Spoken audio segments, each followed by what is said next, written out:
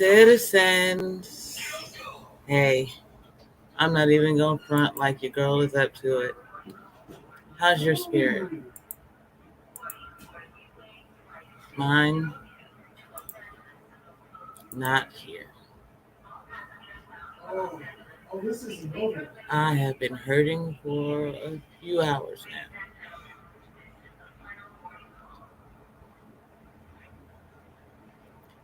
Okay. So, hey, Unique View. I'm sorry, Trash Can Wave. So glad to see you and Unique View in the chat. Thank you for telling me to feel better. I am working on it. I am going to get through this hour, whether or not it kills me. And then after that, we'll see. So I'm not even going to pretend like I got a whole lot of muster and drive in me. You guys see what the title is. You see the thumbnail. You've seen. I hope you read the description, because if not, y'all, I do way too much work for no good ass goddamn reason. And today, I just feel like telling the honest fucking truth. So while I find today's playlist, why don't y'all go ahead and let everybody know to come on, because I'm tired. I don't even have this energy. I don't have the energy for smoke, but I got so much smoke to give. I'm so sick of it. So I'm sorry, y'all. I'm complaining. Let's do this. Let's get ourselves into a better mood. Let's listen to our theme song. Y'all, drop me your theme songs. Okay. So, Trash Can Waves asked for the song again. Let me go back. All right. Excuse me. All right, ma'am. Give me your best moves. You're jazzy.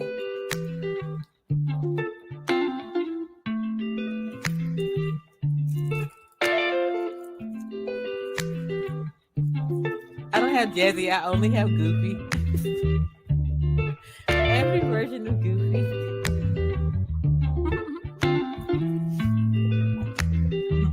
If there's a sexy goofy, I'm gonna find it.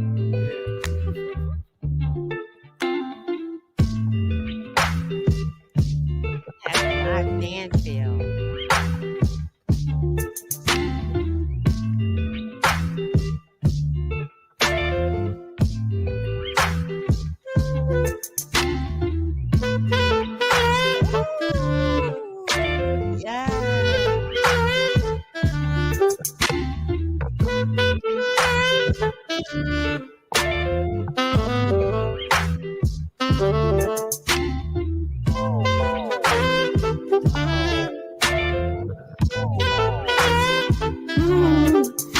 Okay.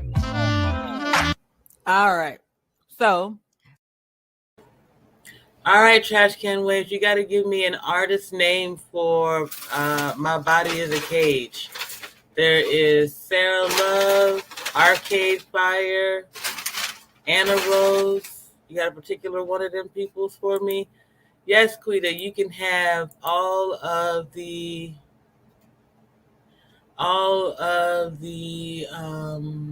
Luther Vandross you want tonight. I'm gonna tell you the honest truth, y'all.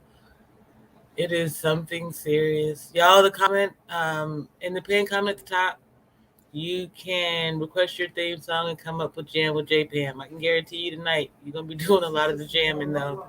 Let's see. Trash Can Waves. I'm gonna just choose this one. It's y'all look. Okay.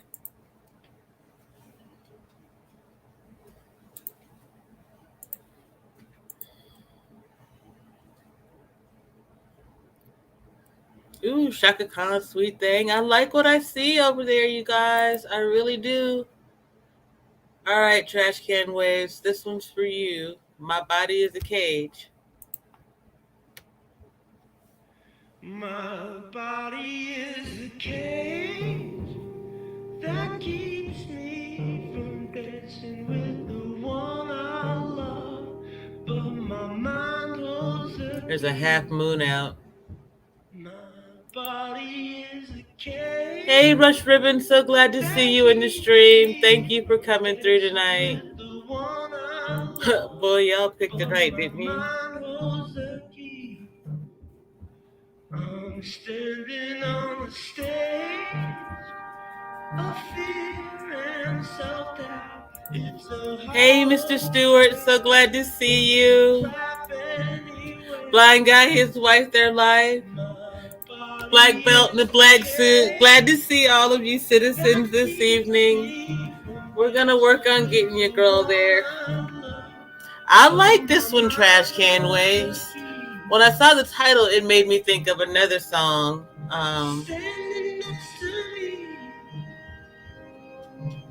I like that though.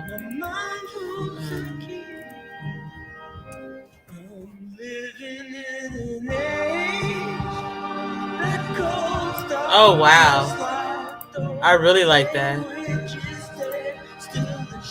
Any song that grows like that is fantastic. Whoops. I could probably hear me. I should say, the link is pinned at the top of the chat comments, you guys. I think so. I put it up there. I won't even lie, Quita. Here's the link.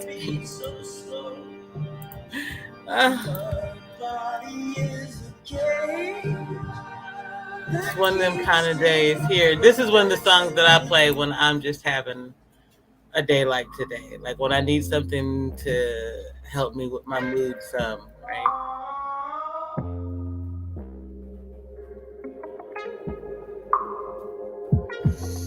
Cynicism in the face of love, I'm insecure. Stigmatism in the chase for worth, I needed more. Left, right, brain, attitude, memories on the floor. Cause we all made it for the quick cut. Red tape in the medical gauze, put out for less. Yes, sir, it is. And I'm gonna do it. And we strike gold in mysterious ways. Sometimes we all gotta be cold-blooded. Yeah, we've been fucking around, but it's fine. Could never stand you. Make good on your words in my face. So back on my mind, I pray to your time. This world, every minute of mine in this space. So stay on. My hands are good, but my body's in shambles.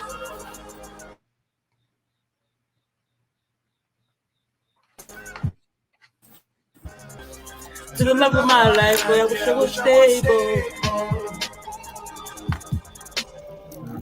A show worth every day of my life. I'm burning out.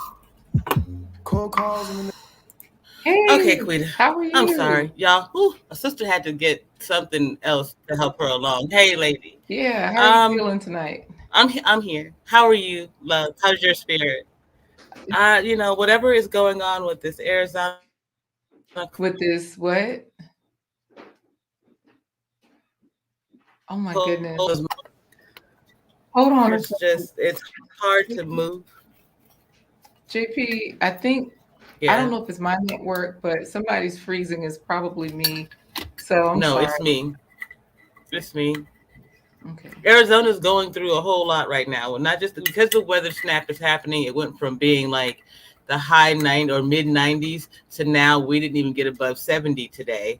It's just really freaking out everything. We've been having internet issues, body issues. Yes. So, yeah.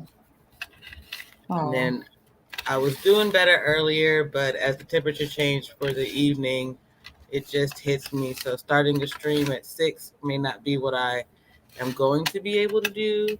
I had always considered doing like a midnight stream, but so wait, how it is. midnight for you or midnight for me? Because oh my goodness, it's my bedtime. It's time for like nighttime games around here, so I need to midnight for you would be 9 o'clock for me, which is Right. probably about reasonable. But let's be real, you're not actually going to bed. You're gonna lay down for 15 to 45 minutes and then get up and start editing and doing everything but sleeping. So don't front. We all know the truth.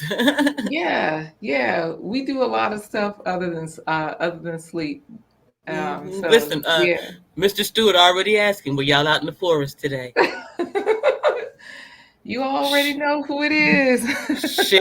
Sharing too much information over there. Now listen, then got with the wrong crew. Now everybody. Oh my goodness. And it's nighttime. So let's get Shaka Khan on. That'll make us feel better. Okay, we're gonna get Shaka Khan on, but I gotta say this since Rush Ribbons is in this stream. This stream is dedicated to all of the girls from Memphis who got out before this bullcrap ass finesse pimp game became a real thing. That's why my parents moved us out of Memphis and my dad joined the military. This whole get a man before he get me, I'm gonna go for the bag. Black women today are nothing but new pimps. So yeah, I had a lot to say, and I'm still gonna say it, even though I feel bad. But we're gonna play Shaka. Let me find out which one did you want. I think Sweet Thing was nice, you know. Okay. But I don't know. It's the host. It's your choice because No, it's not. I like any Shaka Khan, really. You know, she's so sensual. I just love her. Let's see which one's gonna give you the most energy. Ain't Nobody, I Feel for You, or Sweet Thing. I feel for you. Come on, I see your '80s feel for you dance moves. I Right, want a Sweet Thing, but Corey said I feel for you. So okay. No, I hear you, Corey. I just want to say Rufus spot Shaka Khan to tell you what it won't do. I love that part too, though. Here, all right, here we go. Oh, skip it. So this one. Chaka Khan. Chaka Khan. It opens like the '80s. Chaka Khan. Right. Chaka Khan, let me rock it, Chaka Khan. Let me rock it, that's all I wanna do. Chaka Khan, let me rock it, Chaka Khan. Let me rock it, let me feel for you. Chaka Khan, what you tell me what you wanna do? Do you feel for me the way I feel for you? Chaka Khan, let me tell you what I wanna do. I wanna love you, wanna hug you, wanna squeeze you too. Let me take it in my arms, let me feel you. I remember listening to this as a little girl. Hey, Coffee Talking Tech, so glad to see you. Coffee Talking Twerk is up. Hey. Get it, Quita. Look at them shoulders go. You said we had to, you know, I'm get up here saying and rock it out, right? you got disability dancing down to a science. I see you, Corey. Come on.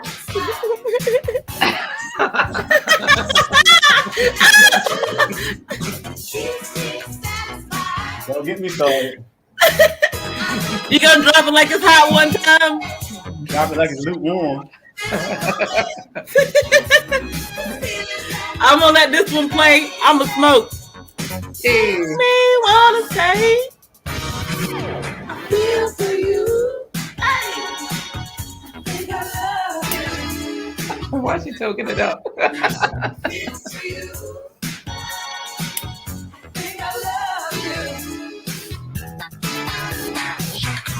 Wait. Let me rock it, that's all I wanna do. Chaka Khan, let me rock it. I want to hear Corey do it. I don't want to hear him. Go ahead, Corey. Start right there. I know you have to do your part, Corey. All right, hold up.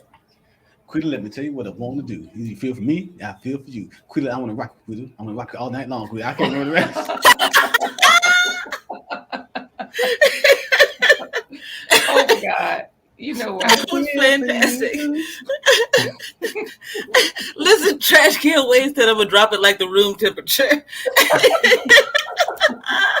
Oh my goodness. Doing too much. Oh God.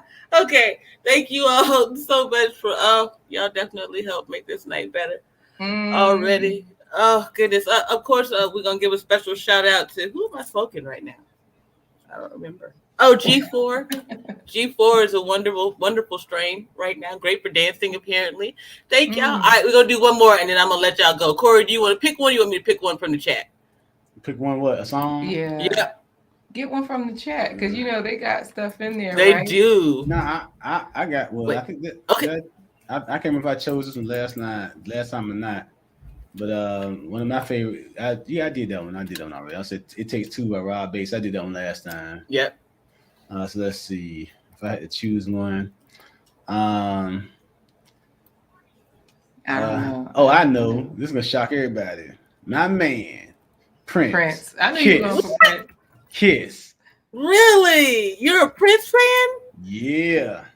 Corey, I don't think I would have guessed that one. Man, what are you talking about? Prince is a musical genius. Ooh. Hold on. I got this one. You don't have to be beautiful. Just turn me on. Just need your body, baby. So that's too good. He is ready. Don't be experienced to turn me on. Get it, Corey. Just leave it all up to me. Quit it, I will show you what I'm all about. You don't have to be. Turn the music down. You know the whole song. You don't have to be Right. Ain't no particular song I'm not compatible with. I just want your extra time and your kiss. Oh, yes! Woo! Shout out to Black Love. Y'all are so adorable. Thank you so much. That made me feel so much better. Thank you guys so much. Don't worry. Between now and this time next week, this is definitely going out there into the YouTuberverse. Somebody has to know what y'all are up to late at night. Listen, Gail said it right. Sang, Corey. I will see you guys in tomorrow morning stream if I have to do it from my bed just so I can sang, Corey, one more time. Thank you guys so much. All right. Good night. Have a good night, you guys. Thank you. Yes, have a good night. You guys, I'm sorry to cut you short, Queen. That was fantastic. Oh, my goodness. All right. So, once again, I'm going to drop the link in the chat. You guys are welcome to come out if you want to jam to your theme song while I get myself together. I appreciate you all so much because that really did just, it moved my spirit. It tickled my heart. It gave y'all some joy. I think we all need that more often than we actually know. Thank you, Coffee Talking Tech. It's hard, but I get up and I do it. Because if I get up and I do it, then there's someone else out there who knows that they can get up and do it too. Even if I got to push it back an hour and do some nonsense. Black Belt said, Memphis is the baby mama capital and city full of finesse and scamming. Yes, you want to know why? Blame it on Mr. Stewart's daddy. My granddad was a pimp in Memphis. Do you want to know what the acronym for Memphis was when I was a little girl? Making easy money pimping hoes in style. And what I would say to you today is that the modern Black woman is a Memphis pimp. Full stop. Rush Rivers, if you're still here, you can tell me whether or not I'm wrong, but you've seen the game firsthand. Tell me I'm lying. All right, Mr. Stewart got one. You Remind Me by Patrice Rushen. Here we go.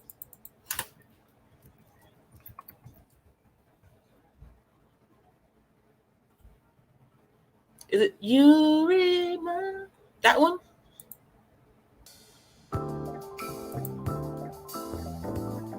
Hey!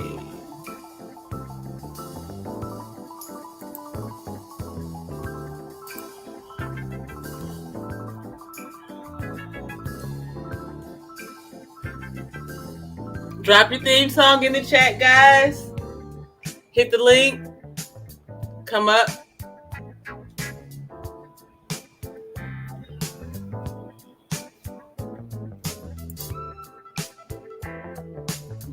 Let's see what else is going on in the chat.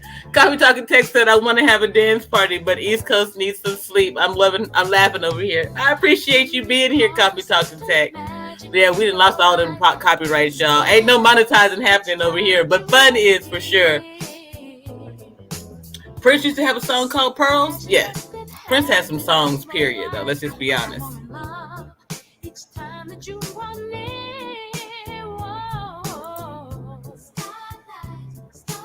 Mr. Stewart, you can come up however you want to. Listen now, I don't know if I can have you flirting over here, but you can come up however you want to. Or What the Funk come up and be laying down. So, hey.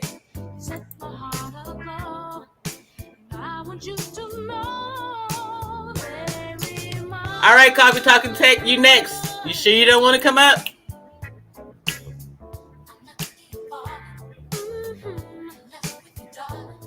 I'll take it. All right, Mr. Stewart. Mr. Stewart, how old are you? I need to know. I really feel like you might be, I feel like you're in your 30s, but your music taste says otherwise. I love this one.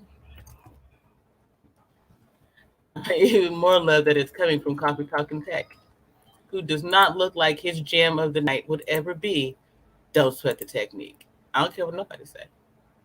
Guys, when this stream is over, I will put the link to this playlist in the description.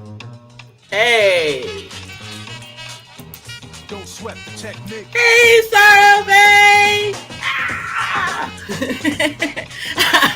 A little music, a little cannabis, and I feel better, y'all. Isn't that a shame? Do what she said. Even if you're passing through, hit the like button. Make sure you share it with everybody you know. Let's trace the hits. Check the file. Let's see who bit the dissect the style. I'm better now, Miss B Finesse. Guaranteed. Now, it'll take a while. I change the pace to complete the beat. I drop the bass to MCs get weak. For every road they trace is a scar they keep. It's when I speak, they freak, sweat the technique. Nobody wants to know about that, Quita and Corey, but thank you for sharing just the same. Uh-oh, Mr. Stewart, did I ruin the love thing? My goodness. Y'all doing 32? Okay. 32, yes, you are an old soul. But you and Black Belt, I'm telling you, y'all some old men. Look at this one.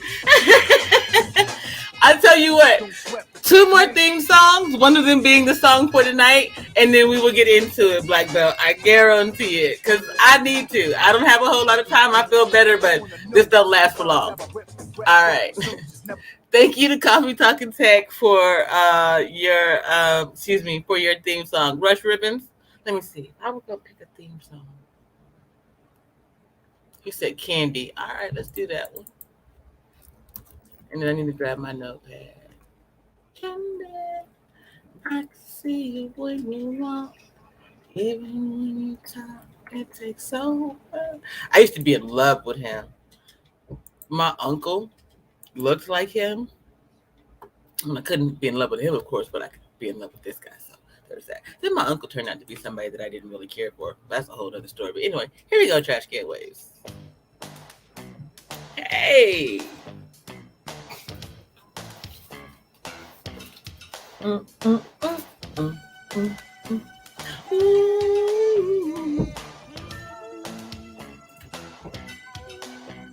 It's like candy. I can feel it when you walk. Even when you talk, it takes over me. Y'all see I didn't get up from this thing and I lost my doggone lighter? Isn't that sad? Listen, Mr. Stewart, I know it is a stripper anthem and not your cup of tea, but I'm going to need you to let this song happen, okay? I always seem to get over you. There's no mistaking. I'm clearly taken by the simple gift of you.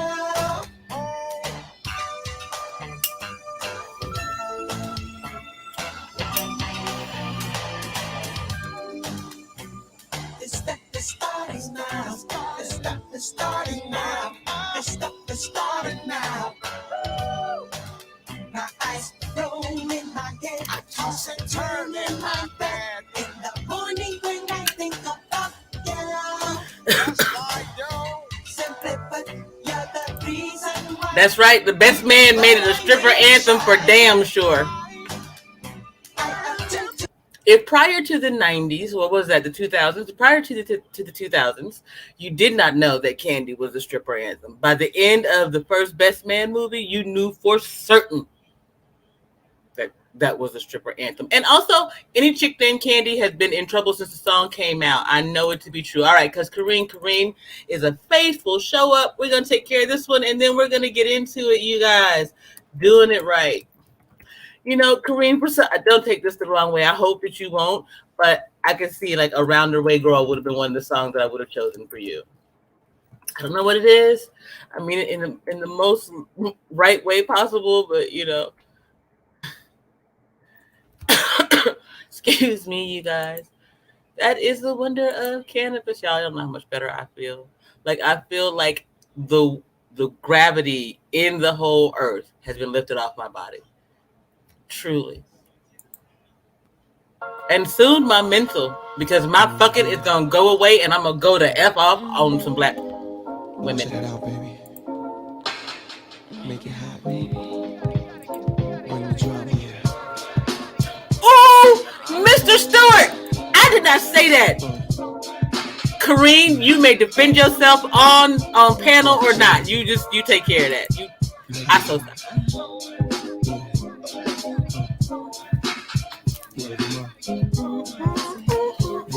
It's the first time together and I'm feeling kinda horny. Conventional methods of making love kinda bore me. I wanna knock your block off, get my rocks off, let your socks off, make sure your G-spot's I'ma off. call your big daddy and scream your name. Matter of fact, I can't wait for your candy rain. So what you saying? I get my swerve on, bring it live, make it last forever. Damn, the kitty cat's tired. Daddy, slow down your flow. Put it on me like a G, baby. nice and slow. I need a roughneck nigga, Mandingo, and a tech who ain't afraid to pull my hand, spank me from the back. No doubt, I'm the player that you're talking about. Okay. You can work it out. Oh, I was getting it. See, look, she said it. I am an around the way girl, JP. Something about it told me, hey, Mishi, so glad to see you in your stream. I hope your spirit is well. Oh, my goodness. All right, Arshawn, I promised Mr. Black Belt, I promised Sensei that I would get into the topic right now, and I want to make sure that I get through the topic before the medication wears off. But hang on to it, and yours will be the first one that I do at the end. Just remind me when I say, ooh, y'all, this little body is getting tired, because that's code for JP is getting ready to get off of this doggone stream. Okay? Friends Living, so glad to see you. Yes, thank you. I am glad to be feeling better. I don't know how to take that, Mr. Stewart. When you say black belt, I'm not going to interrogate. Listen, okay. So technically, I have asked everybody at some point, for the most part, who comes up here about their sex life. But it's not what you think. It's just I know folks out here are frustrated, and y'all don't know what to do with yourselves. Hey, Mishi, and you really just need to maybe if you spend some alone time, you do a little bit better about the thing. You know what I'm saying? Don't take it the wrong way or nothing. I know them. Music, friends, and herbal essence works wonders. Yes. And if you do it right. Anyway, that's for a Saturday stream, I suppose. I want to hear more about what lifted you. What's good? This particular strain is G4. It's actually listed at this dispensary as an indica, although it really kind of hits like a hybrid. As you can see, I'm kind of uplifted and happy, but my muscles are relaxed and I don't feel the weight of the world on my shoulders. Thank you for asking. Blind guy, his wife, their life. Hey, she stole my thunder. So glad to see you. Ooh, Kareem, you told it. I love the accountability and the transparency over here, Mr. Stewart. I don't know. I'm assuming that Kareem's single. Never mind. Bonjour ton esprit va bien. Another way to say, how's your spirit? My spirit is getting better. Excuse me, slowly but surely. She stole my thunder. Thank you. What you really need to do is come on over here and speak this German with me. It's you, me, Trash Can Waves, Sensei, and we need to teach you what the funk, because he has little Afro-German babies, and he not doing right by them. So, thank you, Arshawn. Let's see, who else is in here? Mr. Stewart still talking about yuck. Oh, did you say... Wait a minute. Is that a hand in baby oil? Mr. Stewart, stop it. It's not that late yet. Oh, God. Oh, yes, it is good to see Mr. Stewart back. I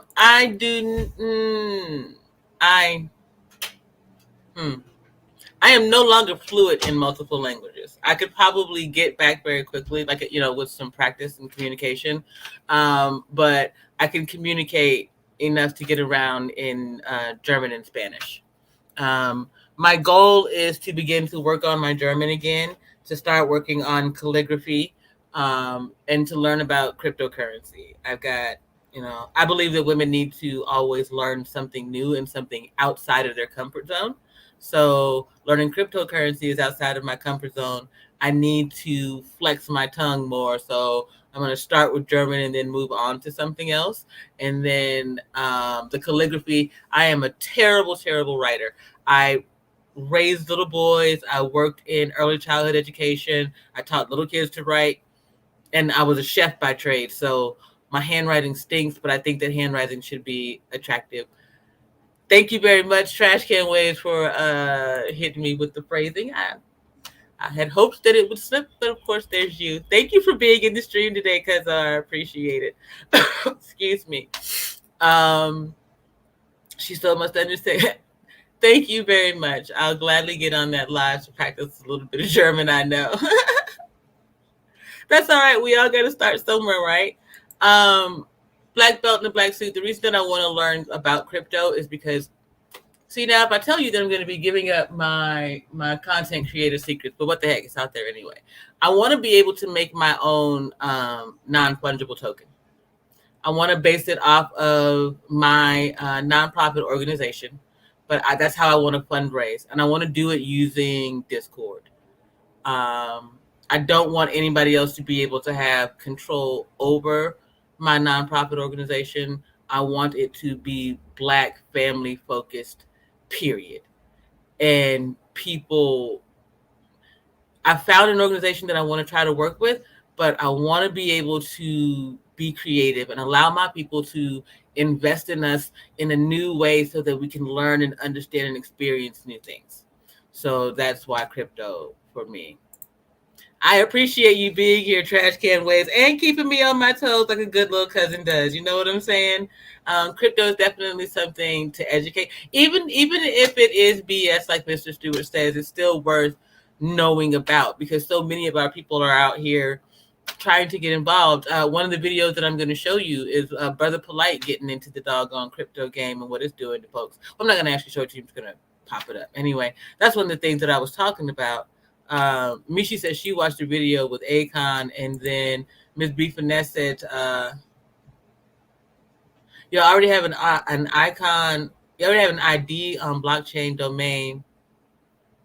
You already have an ID. Like, is that like an image or like a number, like an EIN, but for blockchain? And you see how much I still have to learn, you guys. So, of course, I'm going to invite you guys along on that journey with me, because it's something that I think we all need to know.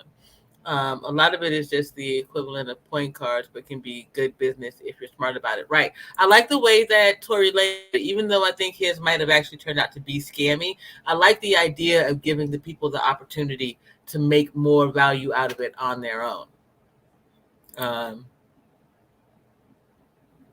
Always playing. I recommend all Black people become real estate investors. I agree with you, Black belt in a black suit, and the fella and I have already talked about that. So we're working on budget land, homestead.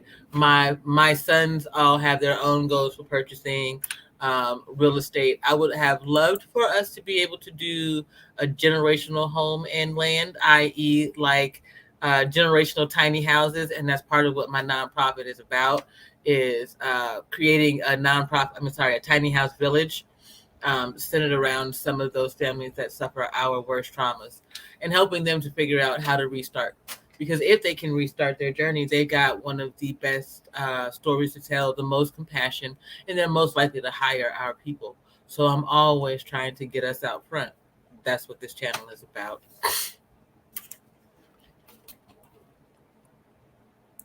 Okay, so you have a domain name not many know about, but I always love learning. Right, so that's where I'm at, Miss B Finesse. I want to learn the next step. Okay, so let's get into this, you guys. We can talk about the other things as we go along. But yeah, I told you guys, I believe in being intentional in everything that you do. I was intentional in parenting my children. I was intentional up until the point that fibromyalgia knocked me off of my square. As I got back into life, and as I got into this YouTube game, I was intentional. I did not get into this thinking that I was going to make it to 300, 500, or 1,000 subscribers in 3 months. That's not what I'm here for, because I'm not going to be out here cloud chasing. Every now and then, I might put someone's name up there because I think that it actually matters. But the true point is, I'm here for the ones who have no agency. At the end of the day, that's our children. No one's standing up for them. I say in my description that Black women are neglecting our kids. And the reason that they're doing so is because they are selfish, afraid, and out of control. And it is time that we fix it. And so that's what I'm here for. I appreciate each and every one of you that shows up. If you want to tip your spiritual G Day, I appreciate it. If you want to support the channel, it is in the description. Or if one of the moderators is here, they can drop it for you. But at the end of the day, I want you to see what it is that I see, that our children see, that is happening. And none of our parents are doing enough to respond to it. None of our mothers care enough to do anything about it. There are way too many of us just going on talking about, oh, well, it doesn't make me feel good, or, oh, it hurt my feelings, or, oh, I'm having a hard time. God damn it, I'm having a hard time. Fuck your feelings. Fix our future. Put it on a t-shirt. Somebody timestamp it. 3604. I'm tired. But I will get up and cam up every time if I have to drag my ass across rocks until everybody understands that our babies are more important. And it's specifically our sons, because no one seems to be looking out for them. I love you fellas, but it seems like the moment that you got away from being under your parents' thumb and were able to become independent, you forgot that you were once little boys. Some of you are ready to walk that save yourself Black man line, fine, but remember that you're leaving behind little boys that you used to be. For every one of you that walks away, you leave behind probably another 10 little boys who could have used you in the American education system, in home schools, anywhere else. So if you walk away, I feel some type of way. I get it. I understand it. But if you walk away, just know, this mom feels some type of way. I'm not going to judge your wife. I'm not going to judge your choices. Not in that way. But I'm hurt that you chose not to fight for us. That's it. I'm hurt. So let's get into what I saw. First of all, I want to say shout out to E Black. He did this George Floyd video, and because it is only 2 minutes, I'm going to go ahead and play the whole thing. Make sure you guys go over and check out his channel.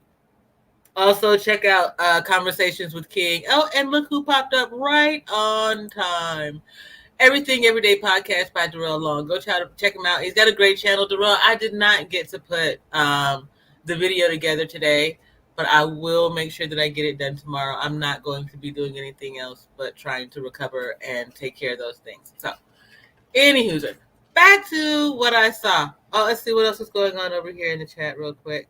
Black belt in the back suit. Too many of our people invest in funny money instead of assets. I agree. I think that it should be something that you are very familiar with before you go there. Okay. What? Why? Stop, Mr. Stewart. Why? Why, Mr. Stewart? Listen, y'all gotta. I know why, but I want you to tell me before I even get upset. I want you to tell me why. Indeed, I'm definitely having a smoke session tonight. Mr. Stewart, you don't have to cam up. You got to do nothing. You got to put your shirt on if you do cam up. I'm going to play the video, and then I want to talk to you about it. 'Cause I want to know why you feel that way. Because then I think we're going to, never mind. I want to know why you feel that way. What? Mr. Stewart. No, you're going to talk to me, sir. Give me a full sentence and not your opinion, bruh. Come on, here we go. Give me a full sentence. That's all I'm asking. We have to learn the difference when to help and when to cut ties. Trash can waves, I agree. But we're going to have to talk about specifically what that looks like. Because I think we have a different idea. If you're thinking about cutting bait on all Black people, where are we going to run to? Now, I know that you don't mean divestment in that way, but too many of our folks do. Unique view, perhaps. But only one person was in a position of authority. Only one person was trained, suited, and booted, and ready to go that day with full battle rattle on. Military term. All the way suited up, ready to go to war. That's what our police force looks like. That's a damn problem. It shouldn't they should not look like they're going to war on our streets with our children. I realize our children are a problem or have a problem, but that ain't it. Sorry. Here you go.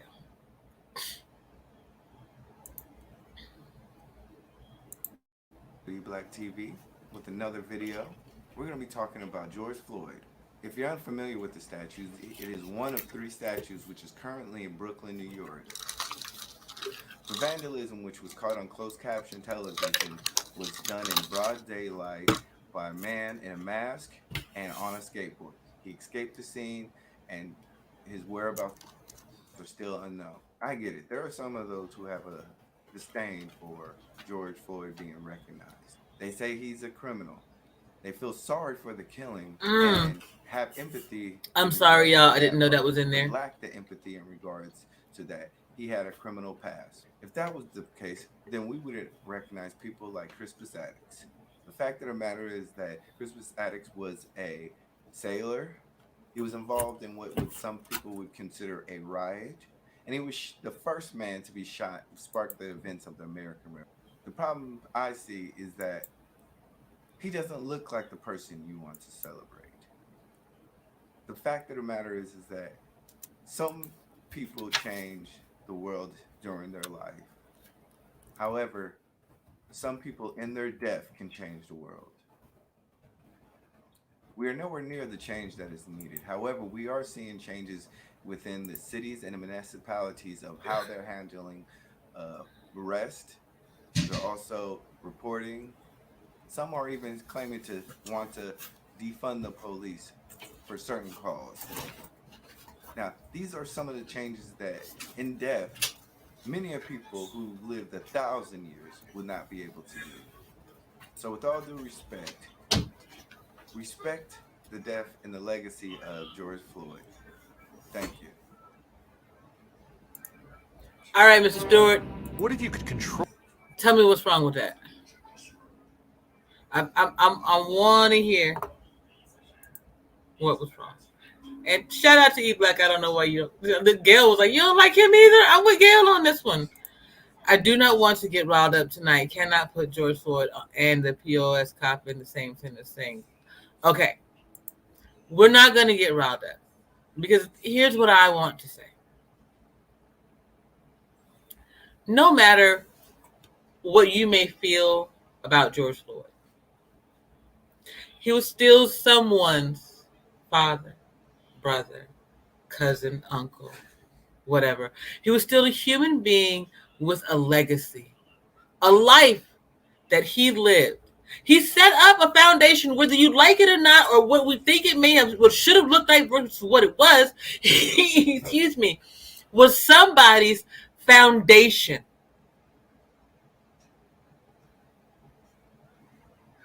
They killed him, deleted, and then went on to destroy his name. Just there has to be a point where we say stop. I can't stop the killings in the street on our side or theirs. I did my part. I didn't get my boys anywhere near a goddamn gun because I knew two things. Some dingbat in the street would see my baby and could take him out at any moment.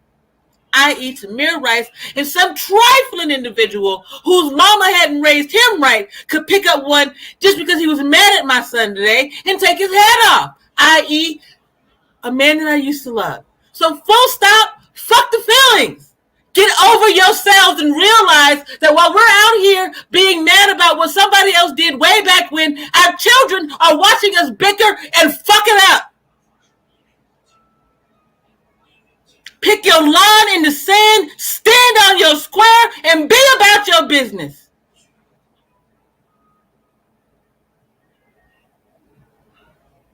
I'm disgusted with black women more than anybody else. Why?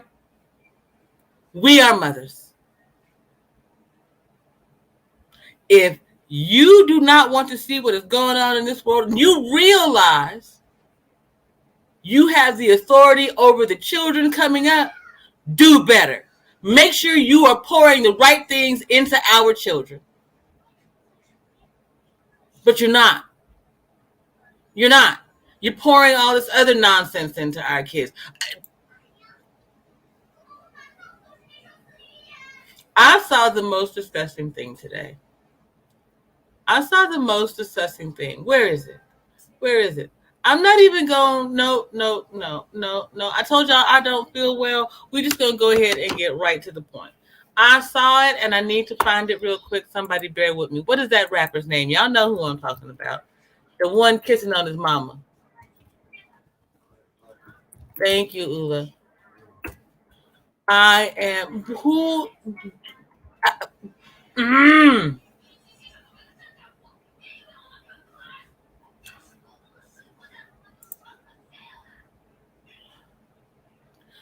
Mr. Stewart, I don't agree with you. I don't think that we all create George Floyds. I didn't, but I think that the majority of us do. And so I do believe that black men need to stand up, stay here, and help fix the goddamn problem. I will open my mouth and curse black women out all day long. I can't tell you how to be men, but I can tell you we need you here and we need you to stand on your square. And if our boys are not your square, then go ahead with them divestment bras and kick rocks. I still don't care. Indeed, Kareem. But as I said just a moment ago, it is not for me to tell men how to be men. I never told my sons how to be men. I can't. I don't disagree with you there either, Mr. Stewart. I believe if you treated men like men, they would stay. But we don't respect men. Period.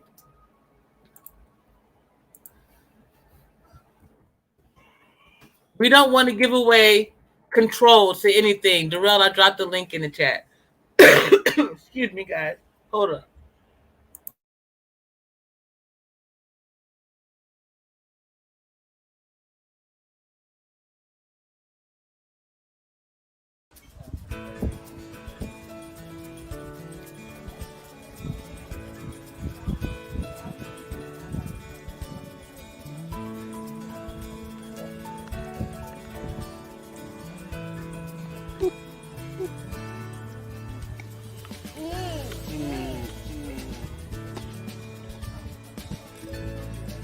Ice melt.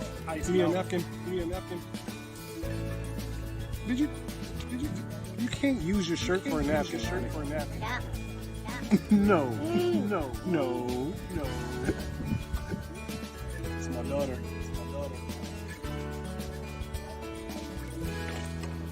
Ow.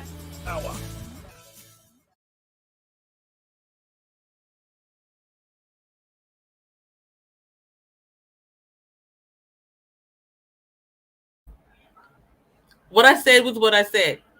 I'm not, I can't do anything about any of it. None of it.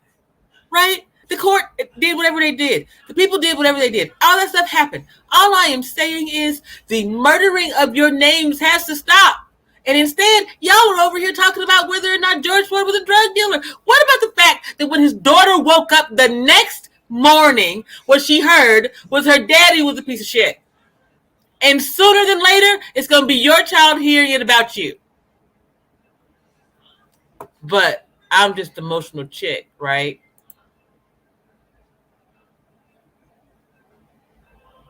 I think you should go and look at the American I'm sorry.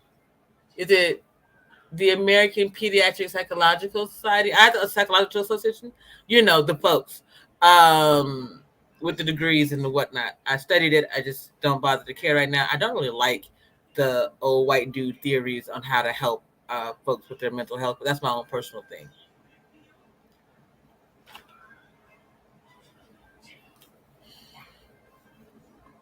So having said that, I really don't still think that you should look up what was which video? Big Guy Journey. Oh, we were looking at eBlack TV. He did a video of reacting to them vandalizing the George Floyd memorial one of the statues that was going around. But here's the thing that I'll say about the George Floyd statues. That's just black women right there not knowing what the hell going on. You'll take painted signs in the streets, but you will not get out there and do the actual work that needs to be done. But then when black men want to do that work, you won't allow that to happen either. I'm not judging any of those things, and so I'm ignoring the chat. Darrell, I'm going to bring you up here, sir. If you pop smoke on my chat, I will put you out. I love you like fat kids love cake, but you would be nice to the citizens. You feel me? Because I know you. All right. Thank you, sir. How's your spirit, handsome? I'm in a good mood. How you Good. doing? So I'm good. So you're going to play nicely then, right? You got my word. I appreciate it. All right. So tell me your opinion. We'll go with this particular topic for right now. So tell me your opinion about just the murdering y'all's names. I'm not going to deal with what George Floyd did or didn't do or how they should have moved into court. Malcolm X once said that the media, and I hate not getting quotes right, JP, so I'm going to look it up. Thank you. Because I don't want nobody to say, well, Darrell Long misquoted Malcolm X. That's what we're not going to do. Exactly. You mentioned the quote from Coretta Scott King earlier, and I was like, nope, I can't say it because I don't remember it. I wasn't feeling good then, and I'm still not there yet. So I do remember that one. Malcolm X said, if you're not careful, the papers will have you hating the people who are being oppressed and loving the people who are doing the oppressing. Quote, unquote. So, the reason why I bring that up, JP, is because if we have a lot of weak-minded people, mentally weak people, broken men, right? These men rather blame, people like fucking George Floyd. He had $20. He used a fake $20 bill. That doesn't justify murder. But when you're a coward, when you already defeated, you can justify black people being destroyed. You can justify black people's name being ran through the media. I made a post on Facebook recently, and a certain group's network. Let's call it the Laqueef Network because Go ahead, sir. I made a post there that said black on black crime is literally less than white on white crime. Somebody posted the stats for me. Right? Mm-hmm. White people kill each other just as much, if not more, than black people because of correlation, because of perimeter. If black people are what black people are, then the black on black crime is going to be high there because there's nothing but black people there. If you're in a place where there's nothing but Asian, right? If you go to Japan and you say, all right, let's do a study on black crime, and I don't know, in fucking Tokyo, right? Let's see how much it is then, because they make up such a small population here. But they do these statistics, and then people read them, and people like Mr. Stewart who think they smart, but he's not smart. Listen, now, what I say, you're not going to insult my fellas. Oh. I won't let the ladies insult my fellas. That's not a fact either. He's quite intelligent. You're not going to disrespect my fellas. I won't let the ladies do it. I can't let you do it either. I can beat y'all up. I'm assuming you're speaking about somebody else. Ooh. But fair enough. Like somebody whose name is like a Chinese person or something. But listen, I don't know. I don't know who you're talking about that's intelligent, but I will obey your commands and try to be as respectful as I can. But these conversations remind me of Lady Amira, right? With her statements about the schools in Tribeca are receiving the same education funding that the schools in Southside Queens is, right? And she wanted us to believe that. When we just saw President Biden cut the HBCU funding down from $45 billion to $2 billion. Yeah. Nobody talking about that. Hold on. So JP, they giving Afghan refugees $6 billion, but HBCUs only 2. What is this telling you? That we're so not these important. people, that come up here and say, well, black people got to come up here and pull themselves by their bootstraps. $6 billion, that's a big bootstrap. It's a real big bootstrap. Black people have been begging for it. And then we got, I'm not going to say nobody's names, but certain old people who think that they know better. It's not always right, brother. You're not always right. Oh, have mercy. Listen, you. Okay. So listen, first of all, black belt in a black suit says that the chat is going at you too. This is true. However, I want to explain.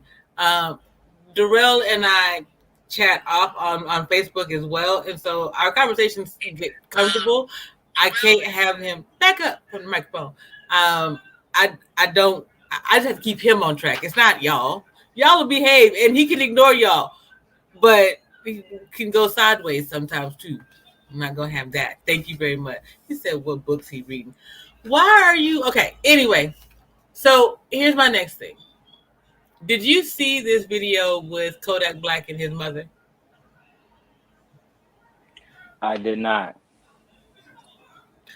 Okay, watch this video with me. I've seen it. Nope. I'm not gonna say nothing. I'm just gonna have you watch the video and then we'll talk about it. Yes, ma'am. Oh, really? Oh, okay. We'll play the age card. It's okay. Just wait till this stream over. I mean, sir.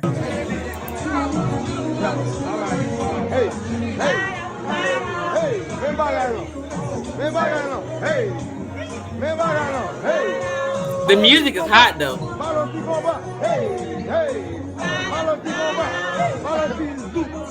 I see nothing wrong so far.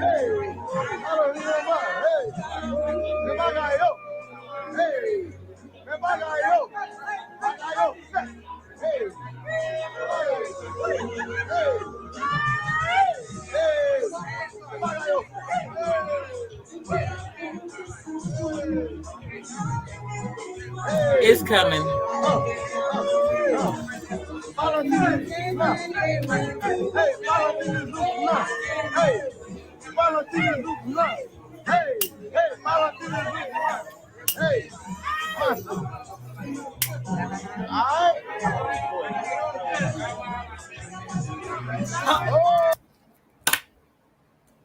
Okay. So you want to know what I think about it? About him grabbing his mom like that? Yes, and tried to kiss her in the mouth. I think that was disgusting. That's not Where did something it that come I would. from? I'm not sure about those traditions. I'm not sure where he come from. I'm not sure nothing he got going on. You know what I mean? I'm not even a real big Kodak Black fan. I'm not even gonna lie. It's nothing personal against him. It's just I just don't think that his music is that fire. I remember when Nipsey Hussle passed away, he was saying, well, I guess, Lauren London is single now and shit. Just stuff it's a lot of stuff about his character that I wouldn't do. Right? I'm pretty sure there's some Uncle Ruckus people out there Would that you do. stop that? Well, it's whatever beef you two have going on. Mr. Stewart, you want to come up here and hash it out? We can do that. We could do that. Come on really up here, about Mr. to smoke, Stewart. JP, but yeah. You can smoke. I don't care. Go ahead and smoke right here on the stream. Listen, I won't smoke on anybody else's stream, and I won't smoke before 9 out on the East Coast. That's the standard for what it was when I was a little girl. I do not want to make smoking a what's the word I'm looking for? I don't want to bring back the culture of smoking in that way. You know what I mean? I don't want it to be mainstream on TV all the time like it was back in the day. However, it's a part of people's lives, and so it needs to be handled in that way. Absolutely. I think that you know how I feel about smoking. The people who first of all, let me say I agree with everything that you're saying. And I live in East Lansing, so here it's completely recreational. Most of the fight back that I have with people who are usually saying the stuff that are, let's say, anti-weed people, is I make more money than them more than likely. And I know plenty of other people that smoke weed and make more money than them, and so do they. They know more people that make money. I don't know, but I get what you're saying. I try not to worry about what the next person is doing unless it's detrimental to me. But I get what you're saying. I say we can't continue to use black men with keto deficiencies as our measuring stick. Why? Why? Okay, here's the deal.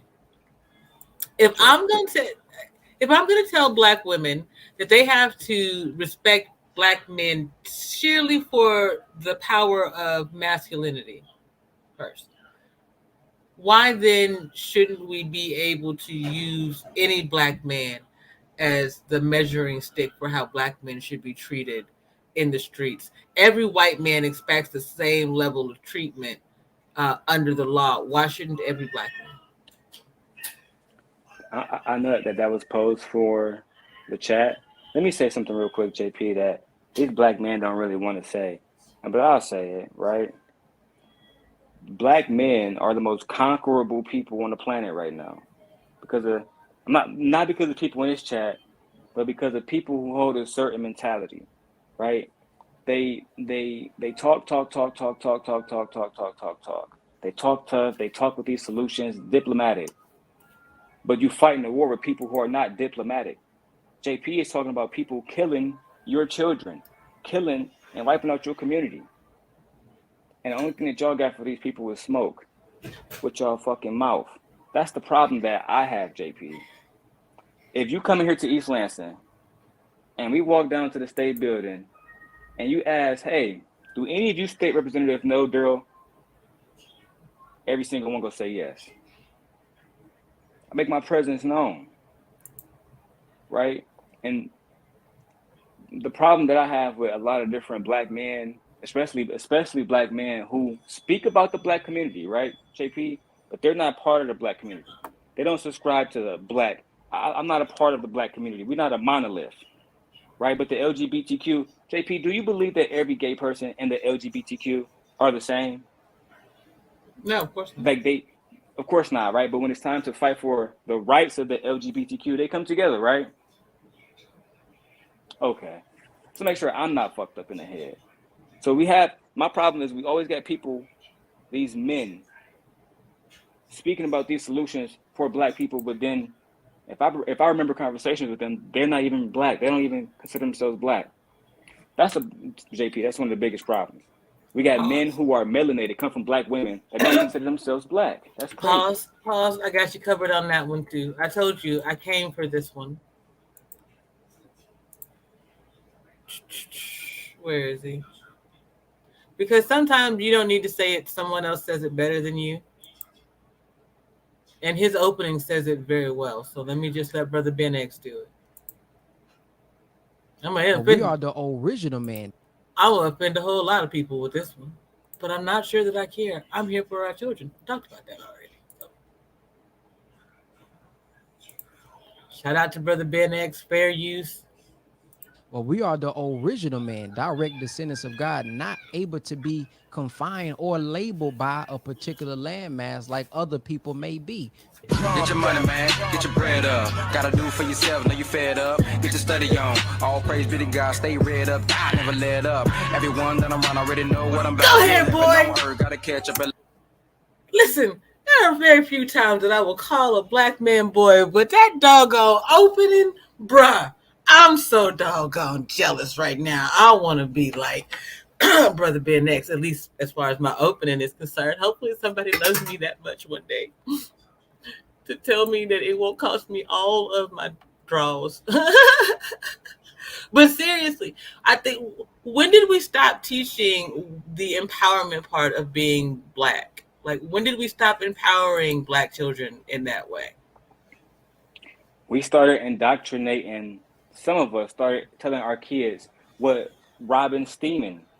For those who don't know who Robin Steeman is, she was a mother in Tennessee recently that said that black kids shouldn't learn about we shouldn't learn about certain stuff that the great founders did, and they should only learn that George Washington and these people, that they founded the country, not that they had slaves and they committed murder, et cetera, because it made white people look bad. Mm-hmm. And then we had a group of black people that fed into that ideology, and they fought under a flag for a country that gave Afghan refugees more money than their own people.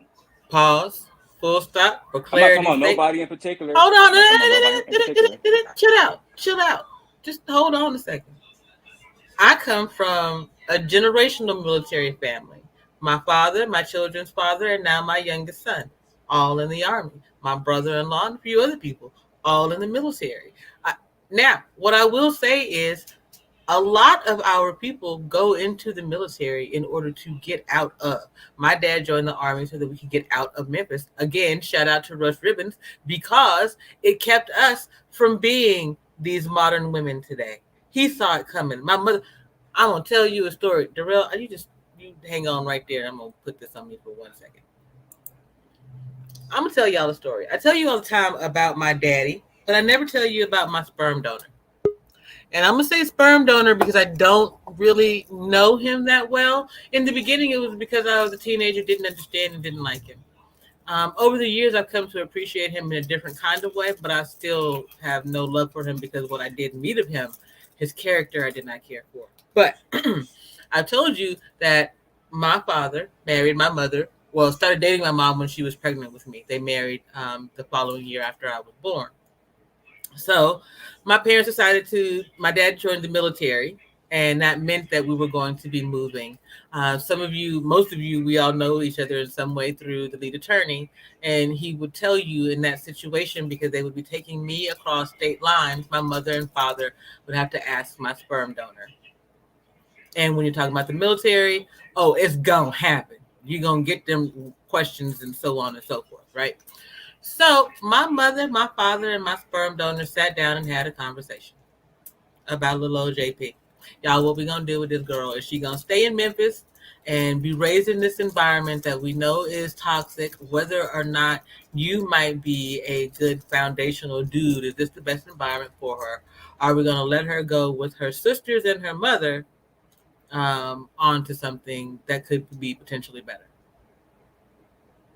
Thank God he had the wherewithal to let me go with both my mom and my stepdad, or my daddy.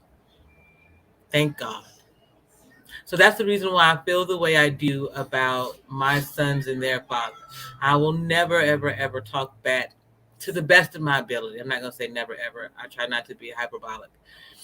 I'm not going to talk bad about their father because I know that man, my sperm donor, could have been like, nope, I want my daughter. And because my dad chose not to adopt me, so that my sperm donor would always have his rights, he could have come back at any time and been like, hey, I want that little girl back in Memphis like yesterday. And he could have been any one of these disrespectful, Karen ass women out here today tearing up men's lives, right? So that's how I feel about it. That's how I see it. I've always had amazing Black men in my life, whether I knew it or understood it at the time. And there are too many Black women who don't seem to understand that they do. So that's what I'm here for. That's what I stand on. I have seen Black men do excellent things, be foundational so that their children could reach their dreams. And I continue to see it.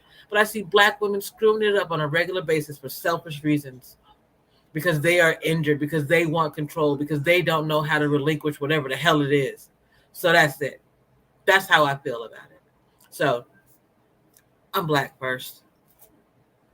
I appreciate Black love, Black families, Black foundations. Everything that I say works for anybody in any situation, but it is Black focused, because when you see me, before you know anything else about me, you know a Black woman. Full stop.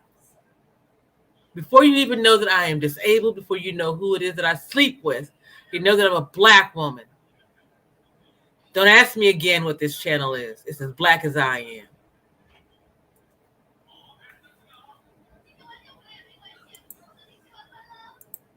My bad. I just had to get something off my chest. Now. No, you good. You good. You good. And listen, I respect people who make their own choices. Let me make that clear. To get to whatever level you need to get to. All I'm saying is, regardless of your personal circumstances, don't shit on your people. That army is, first of all, don't shit on your people for nothing. But we all know that those people not for us. You know, I hear a lot of veterans saying, well, you fought for my rights. No, you didn't. No, you didn't. You didn't fight for all of our rights. Right? Well, so listen, That same army had the same rules and beliefs in the 60s. Did that army go to war for Dr. King? Was they marching for Dr. King, or did they have riots in Detroit to stop black people?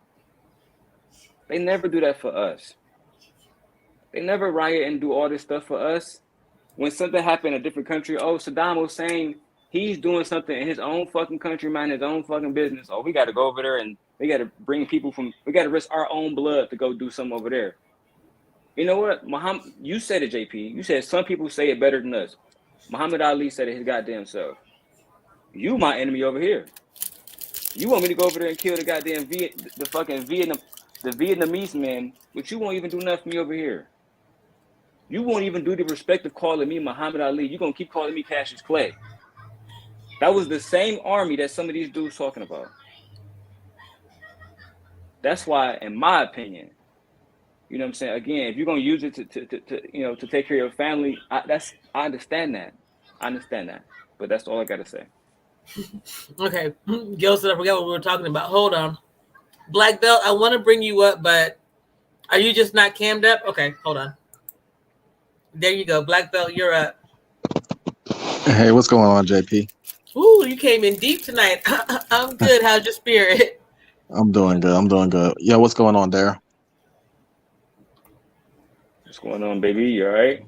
Yes, sir. Yes, sir. I just wanted to say that I'm not going to comment necessarily on the whole George Floyd and whatnot, but I definitely want to say Daryl right now is spitting fire facts, because Black people are the most religious, we're the most ethical, we're the most moral, and what does that get?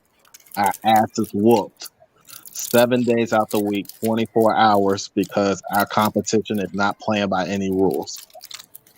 We always try to worry about taking the high road while everyone else is trying to figure out how to undercut us, because we're worried about winning this mythical award of, you're a great person, versus everyone else is like, MF, I'm trying to win.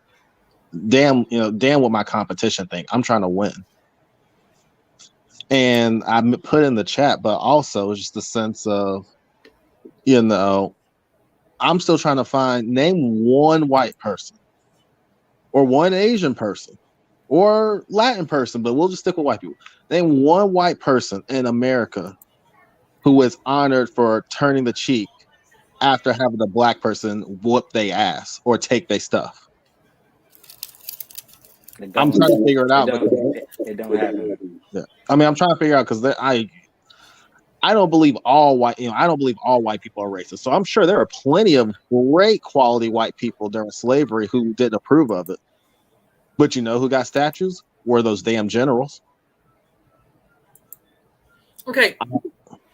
I got a question for you, gentlemen. Because I feel like there's something that we don't talk about.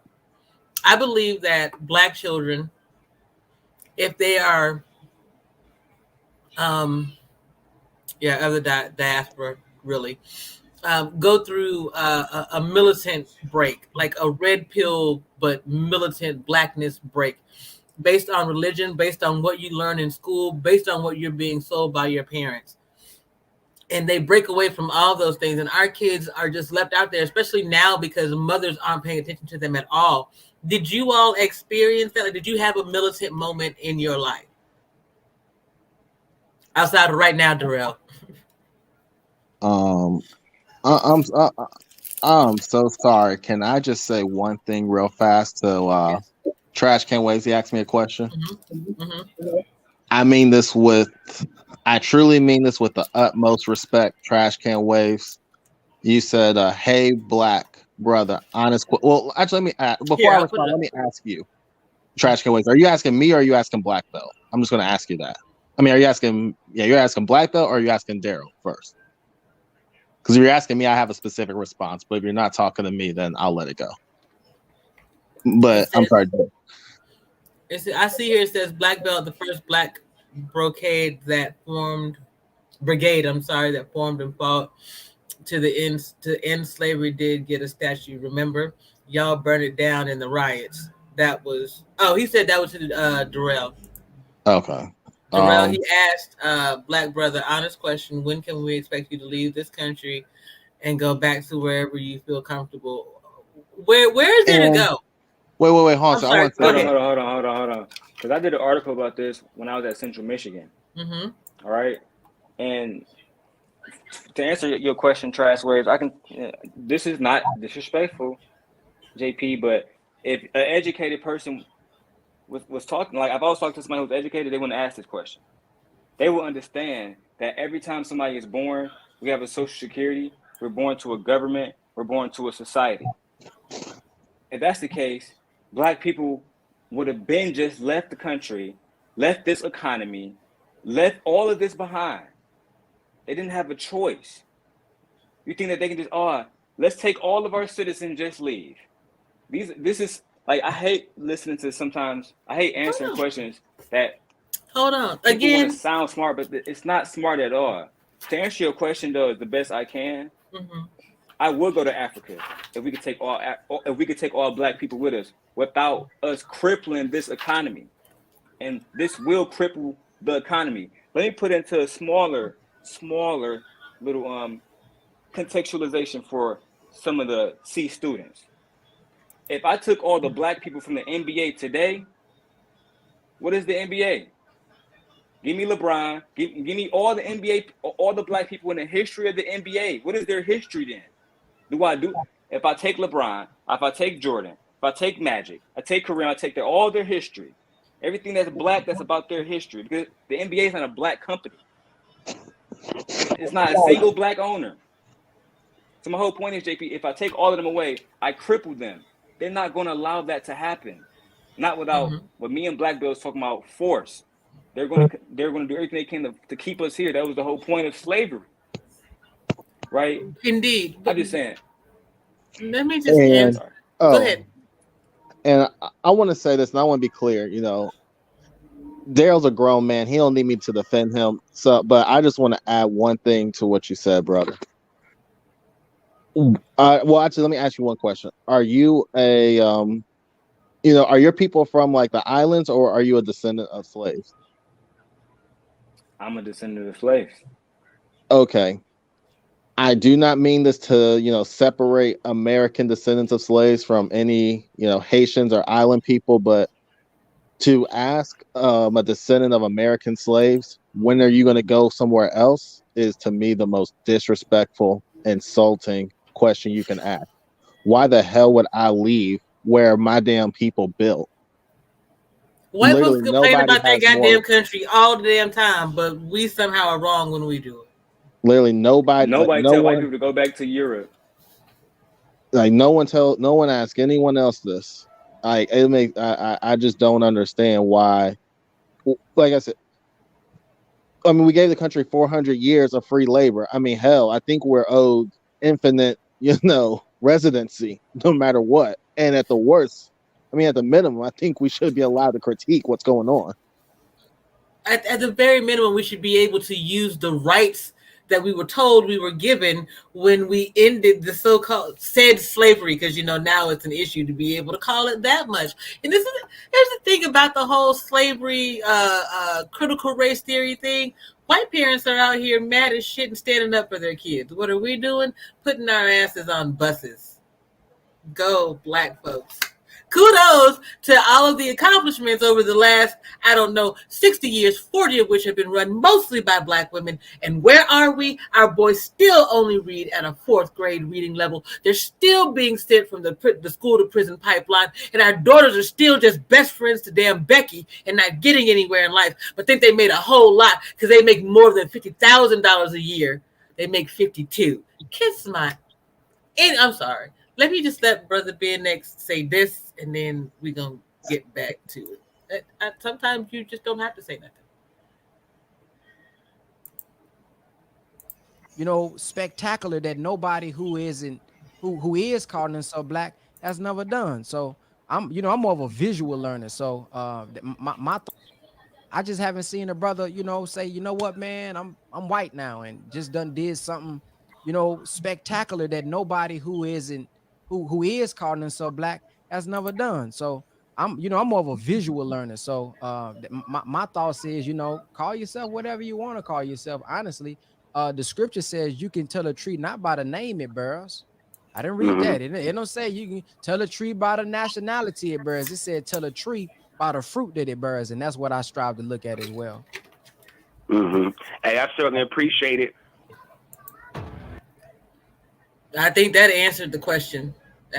Was there something else that needed to be said? Okay.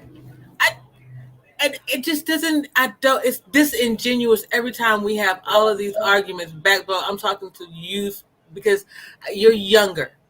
Darrell and I talk on a more regular basis, so I know what he thinks. But it just is, I feel like the younger folks see and understand that part, but no one has told them that it's okay for you to be proud to be Black and male, right? You can still be a proud Black female, but you can't be proud Black and male.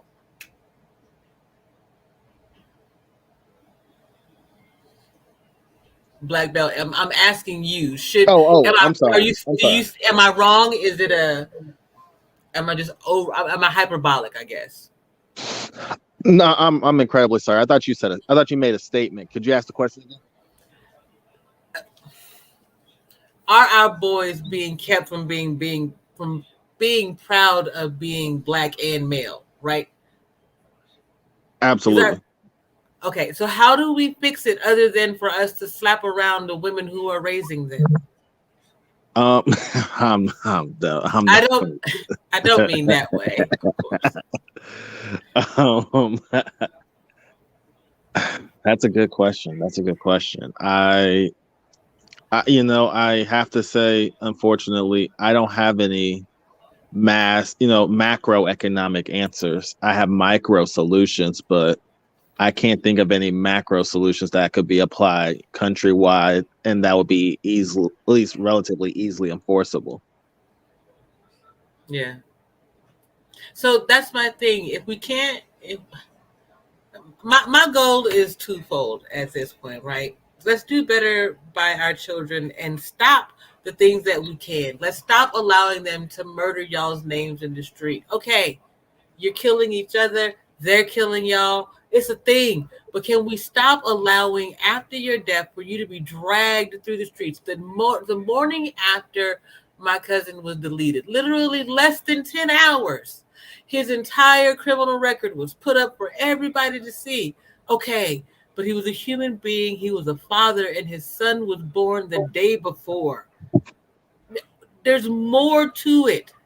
We stand on our morality when it suits us, but when it comes down to our kids, we immediately forget about that. How do we fix that? I guess the first step is,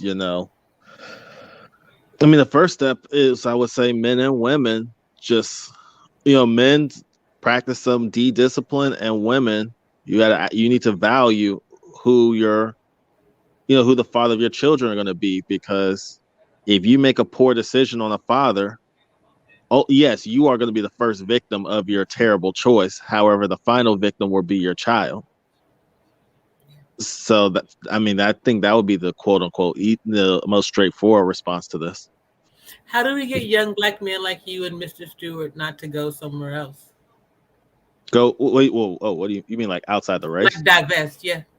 Oh, well, respectfully to the platform, I don't mean to say this. I don't mean to, use too much inflammatory language, but my parents descend from a slave plantation in North Carolina and Virginia. I have no coonery or buffoonery or bojangling or samboing in my blood.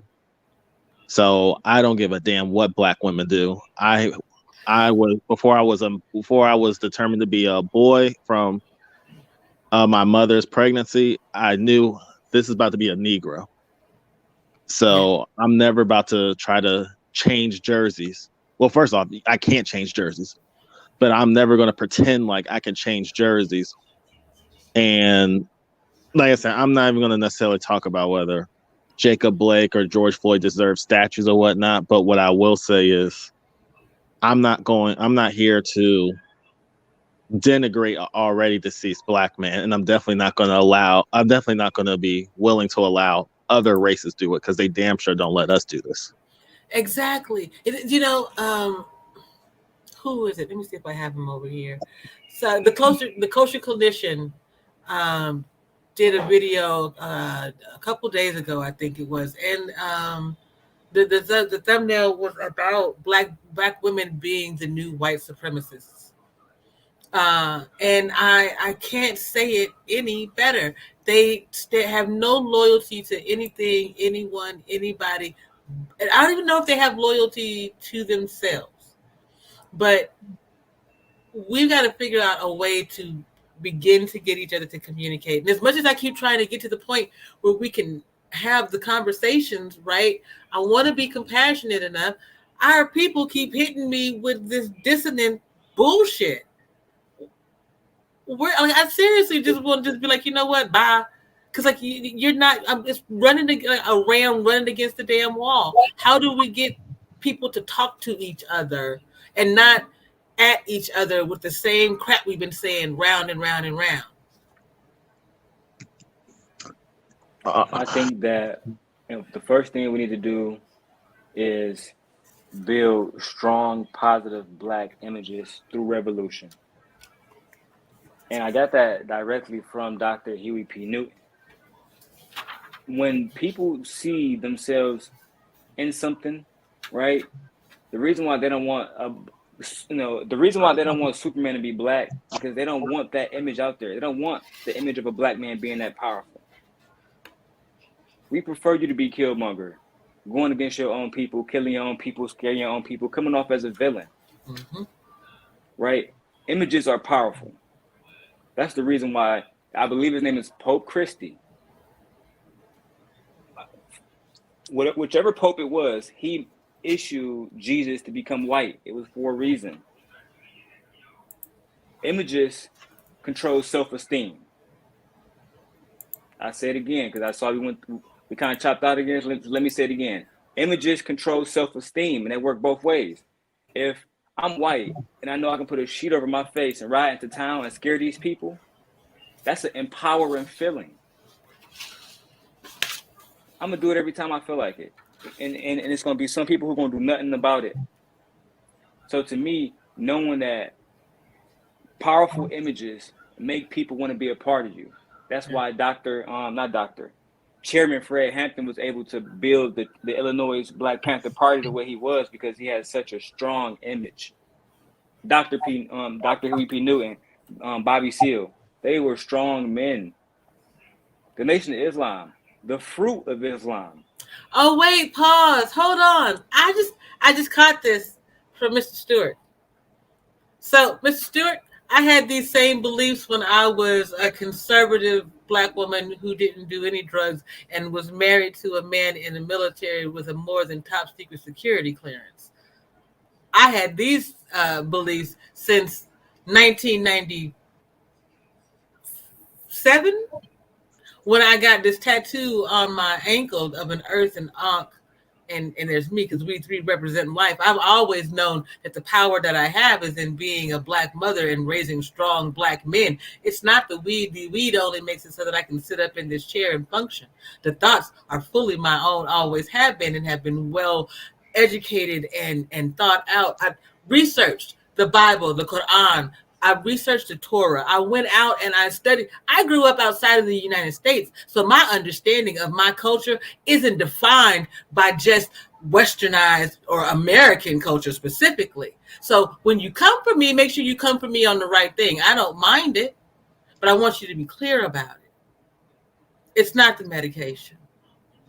If you need a reason, I'm going to need you to find one better than that. Go ahead, Jerome. That's all I really had to say was that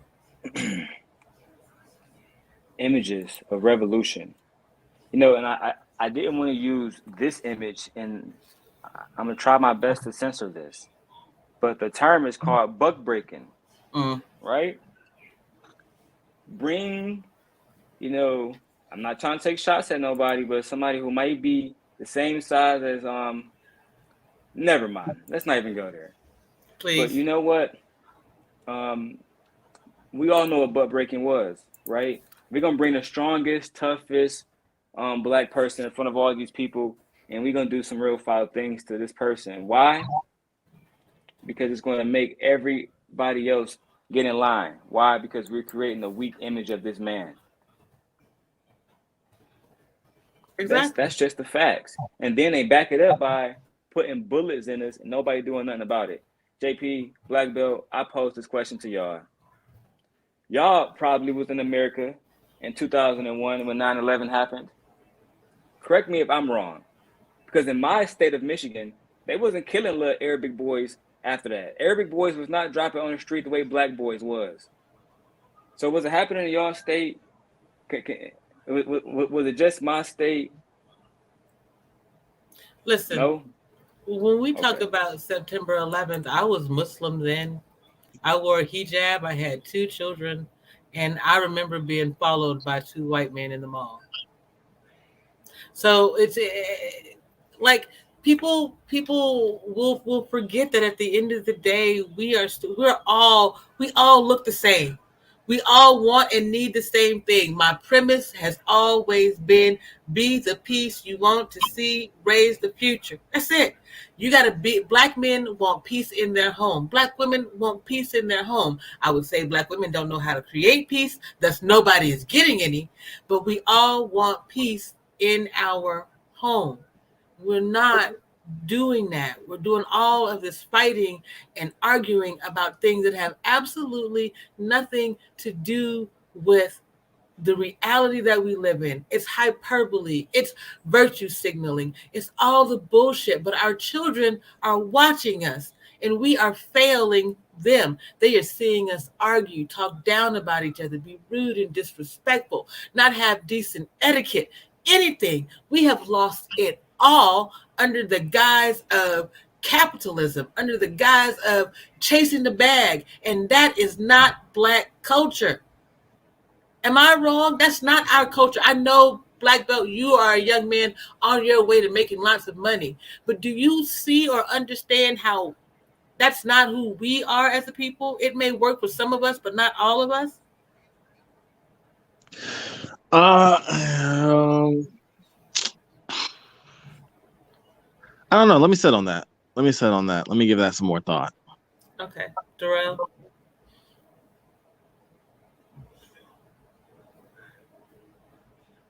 Uh-oh, I think he may have stepped away. Y'all, I'm just saying, look, no one seems to, can we, okay, pause, forgive me. If you go and look at the statistics, right, Black women are not doing the great job that they say that they are. Black women keep saying that they are the most educated. They are, but they are the least matriculated. They don't graduate, which means that they go to college, and when they should be getting that understanding about what our children are supposed to be getting from mothers, they've already left by then, or they're not doing well enough to be able to actually understand the information. But when we go to college and undergrad, every one of us who have been there have had to go through psychology classes.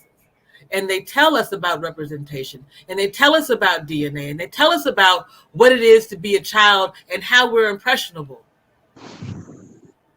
And Black women are so goddamn educated. Why don't they remember that and treat their children better? No, that's fair. That's fair. That's a great point. I think that you know, a lot. I think black, and this isn't just Black women. I think in general, we as people, as Black people, we just rather be lied to and comforted with beautiful lies than just have to face the ugly truth.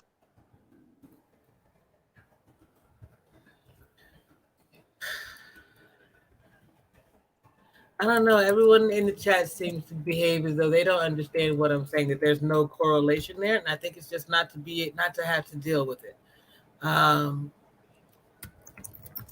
Well, okay, here's the question. Are Black women loyal to let me put it this way. What are Black women loyal to, so they can stop asking? That's the question.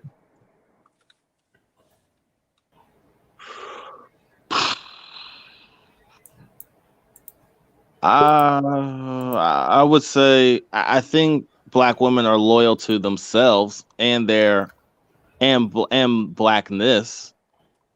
Yeah, I would say themselves and just blackness in general. I don't know if they're necessarily loyal to black men specifically.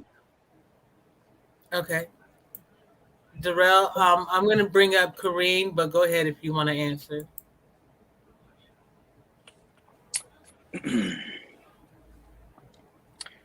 The conversation for me, JP, I don't even know how people got lost because this entire time we've been talking about protecting black people, protecting black communities, solutions to protecting black people, right?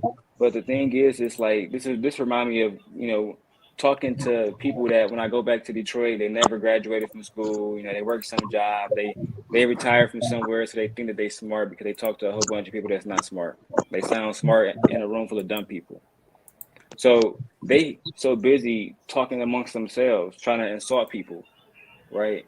That they're not paying attention to that. And this the entire time we've had you being a grieving mother talking about you're not the only mother who feel this way, right? You're not the only woman who feel this way.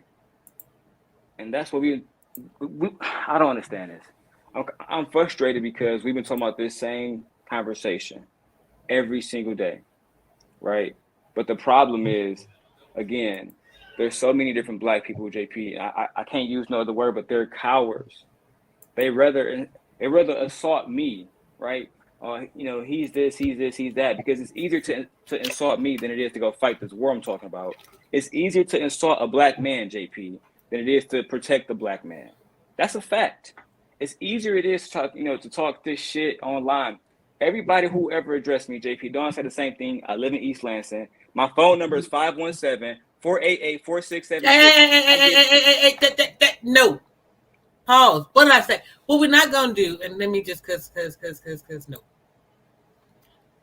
Black men, y'all can disagree until the cows come home. Y'all can want to take it to wherever you want to, and outside of here, I cannot stop you.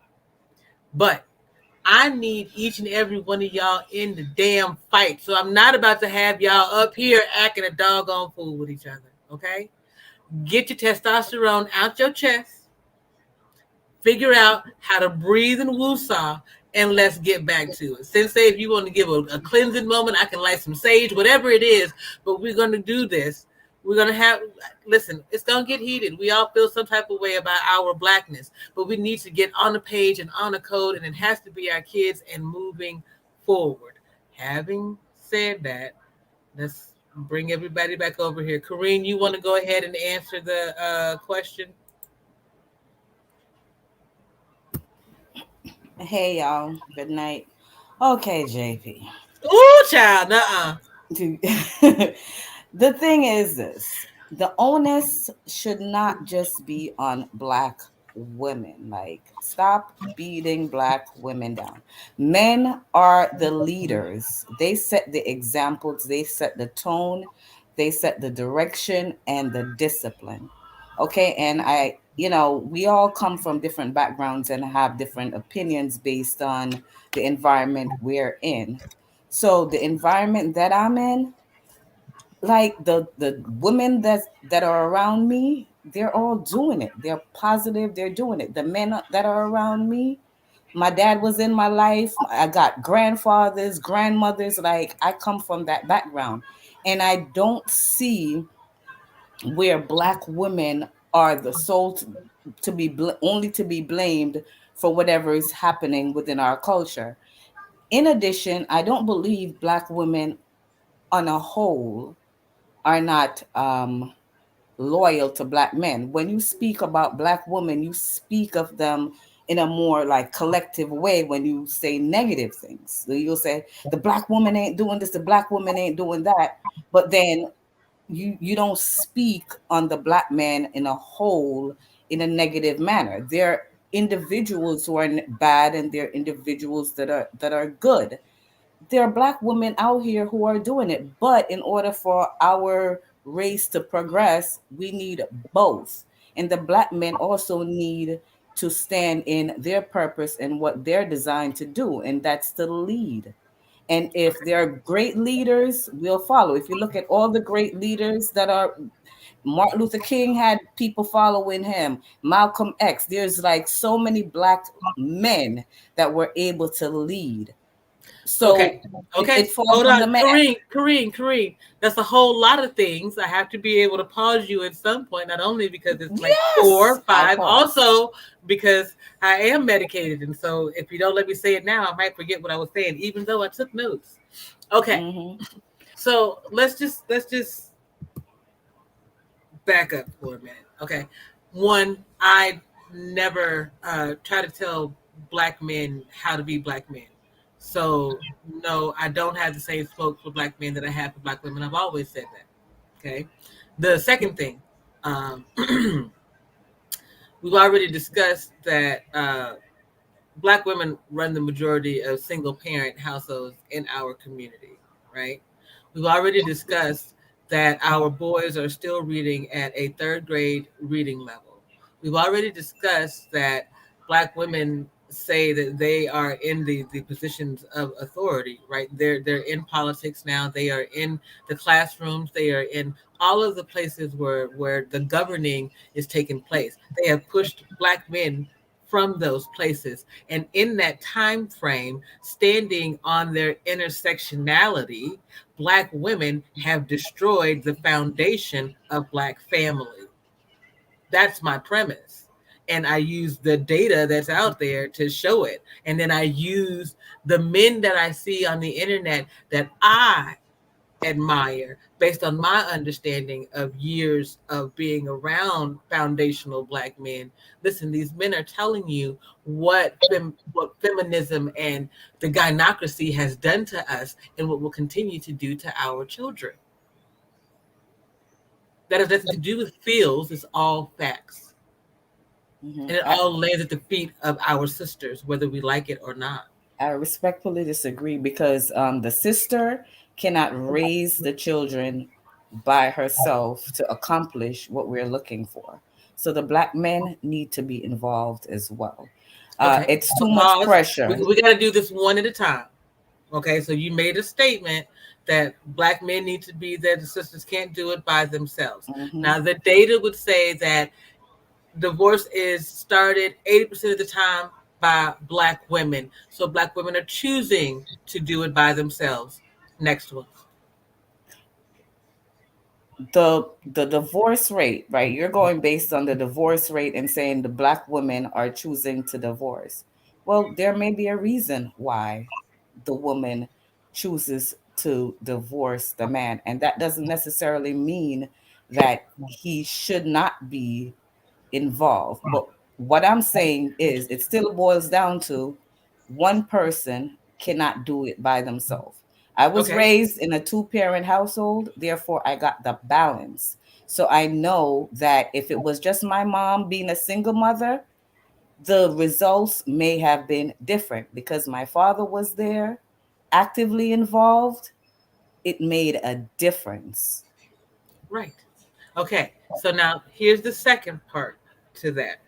You mentioned that there may be a reason to leave. Indeed. There's never a reason. Okay. Let me not say never. There are very few reasons to keep your children from their father. And black women are doing that as well. Shout out the lead attorney. Black women are also saying, I don't need a man, thus telling their children that they don't need a black man. And yet, you and I both know, having had both of our parents, that they do. Thus, again, it falls at the feet of our sisters, whether we like it or not. And then my point being again, when you're saying that black women are saying they don't need a man, etc., that is coming from clearly a place of hurt and fear, right? But again, the point is, it's like we're going to keep going in a circle because the woman cannot do it by herself. So I think the direction should more be about keeping the family together and having both parents involved, because that one person still cannot do it. So if you're just telling the woman, handle it, get your ish together, it's not going to happen. So the conversation should be more, how can we get along? How can we make it better? How can, even if two people decide that they're not together, to still co-parent and work it out on that level versus just laying it at the feet of one person. Because let's be clear about this. Just like any other dependency, before you can remove yourself from that dependency, you have to understand that you're dependent on it. Black women have to understand that they are dependent on being in control of the Black community, even though they have failed it. So until they can stand up and say, yes, we have known, because we've been the most educated Black women of generations, that our children deserve better than that they're getting, but we haven't done it. And until they deal with their own cognitive dissonance, Black men can't come in and help. Black children can't move forward. Black family can't do anything else. I started this channel talking about how I found my peace, or I murdered my fat chick. I never murdered my Black chick, though. I did have to get rid of the hurts and the angers and the things that caused me to give up on myself and gain to 300 and something pounds. But that was me. I had to admit that there was something happening there and then go and seek help or do something about it. Our sisters won't do that. They go to therapy and just talk. We're good at manipulating Becky because we were raised to be her best friend, and that's who most of these therapists are. We've got to start being real about the conversations that we're having. It's saying that Black women have messed up is not saying that they're not fixable. It's not saying that this isn't fixable, but we have to admit the problem in its entirety first before we can move forward. The problem in its entirety is not on just Black women. So you've made it. You've made that point. We have to address the problem in its entirety. And so it takes two. And I guess, like I said, though, your perception is going to be your reality based probably on your surroundings and what you see. My perception is different because I'm not surrounded by the types of women that you're speaking of. Those type of women I may see on the television or whatever, but to me, they're in the minority. That's They're the not the point. majority. They're not the majority. You're saying that they're in the minority and they're the majority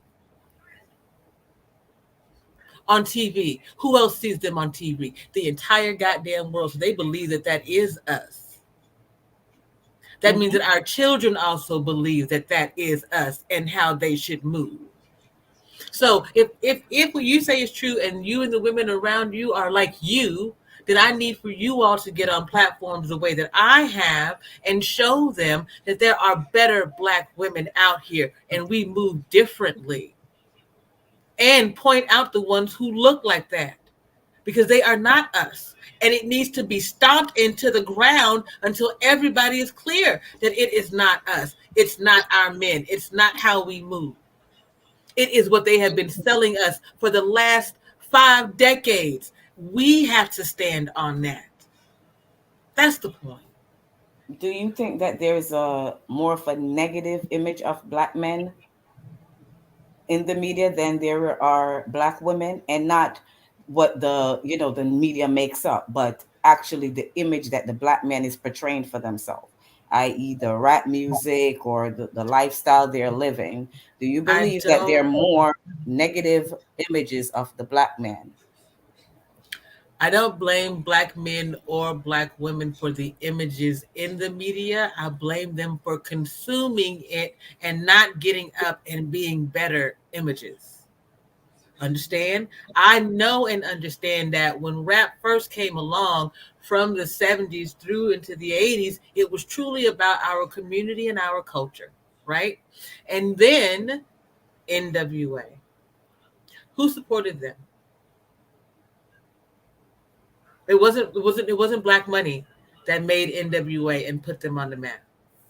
Who was it?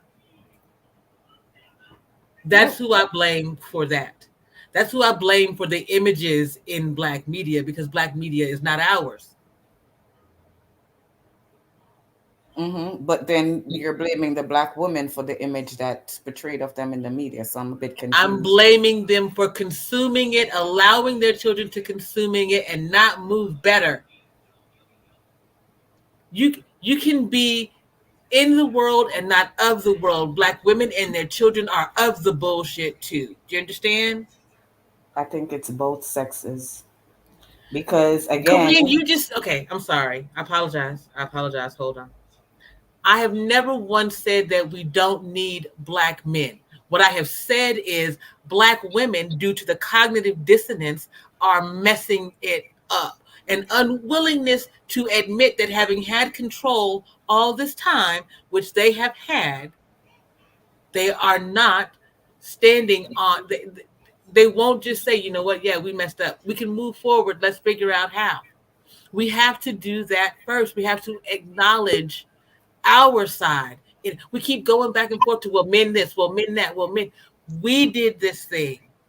Yes, it is us. Now, here's how we move forward. We go on to find our peace. How do we find our peace? Women need to give men an apple a day. Women need to do this. Men respond in this way.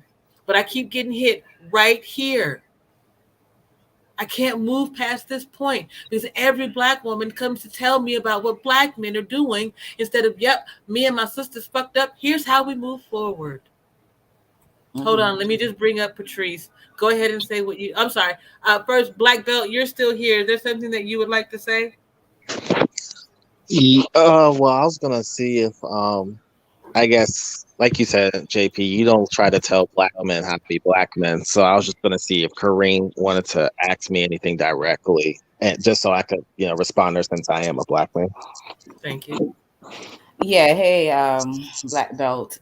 For me, it's not a matter of, my point was not even a matter of telling a black man how to be a black man, how to be a man. I just know that both are needed. And just the narrative that the black woman is trash and we're the sole problem is where I take issue with, because the problem will not be solved that way. I think the narrative should be pushed that both are equally valuable and needed. And the black man sets the tone for the direction we go in terms of discipline. It's like if it was just my mom, I would watch when I was a kid. I probably would be out doing whatever, you know what I mean? Because she would have to be working all the time to support the household.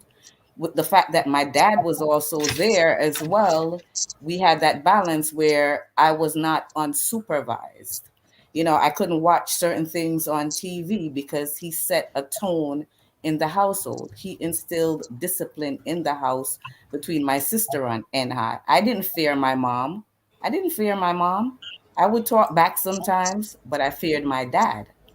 And that's what I'm saying. So when we're talking about, with the children, I'm just saying that the men they are what's needed. So I'm not blaming black men. I'm saying we need them in the household. And if they're not there, they still need to play an active role within their children's lives. And I know there are different situations where some women don't allow the men to be involved. I completely get that and I understand that. But I'm just saying, there are situations where the man can be involved as well and he chooses not to be as well. And I'm just saying both are needed. We need that balance, and it shouldn't just be pointing fingers at each other and blaming each other. I'm just saying we both need each other.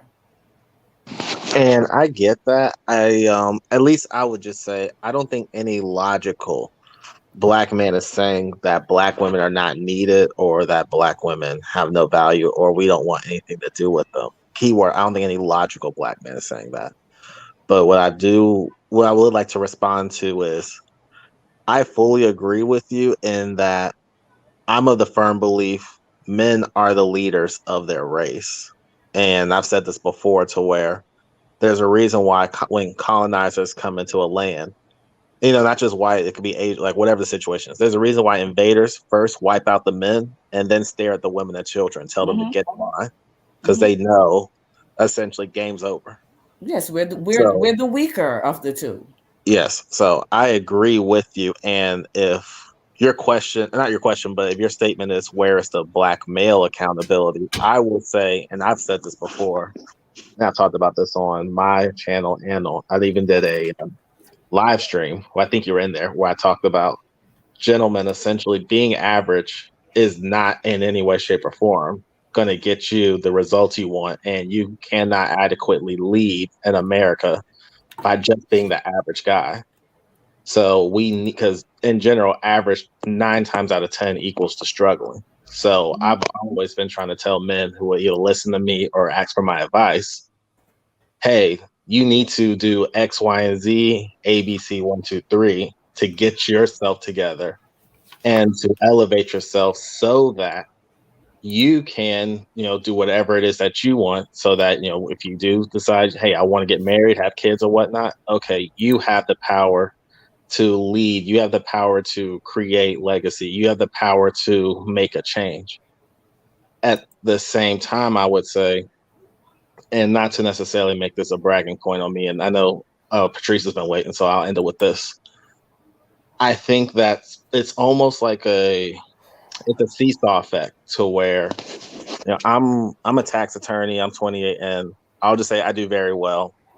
I don't want to necessarily say like, oh, I'm definitely like high value or whatnot, but I'll say I meet the income cutoff. So, but when I personally give my input of, hey, whenever they ask for black women, hey, if you want, forget black belt, but if you want guys at that level, these are the general things I see. Not your entertainers, not your athletes, but these are the women I see with other black male attorneys I know, or black engineers, or black businessmen. And I'm just saying from that aspect, the women essentially, I'm not going to say they need to just shut up and listen, but I will say they just need to listen because they don't know. There's no way they can know what guys like me want because they're not me. And they're not always in those circles. And right. Go ahead. And I'll leave it there. As I know, Patrice, you've been waiting a while. It's good to see you. Go ahead, Miss Hey Patrice. guys, how you guys Hey, doing? Patrice. Hey, I came in on the end the last 20 minutes or so, but I see the question up there, and it just kind of got me to thinking about the platform I was on earlier with Miss B Finesse, the platform that I just came off of with Frank Gooden, and these very subjects when it comes to loyalty and accountability. So, as a Black woman speaking, what I would say on behalf of most Black women, not all, what's moving in the culture now with Black women, I see as far as loyalty is a lot of loyalty to themselves, a lot of loyalty to their plights, a lot of loyalty to things that they want to do, accomplish, or whatever, whether a man's in the picture or not. That loyalty is not always good and it's not always bad.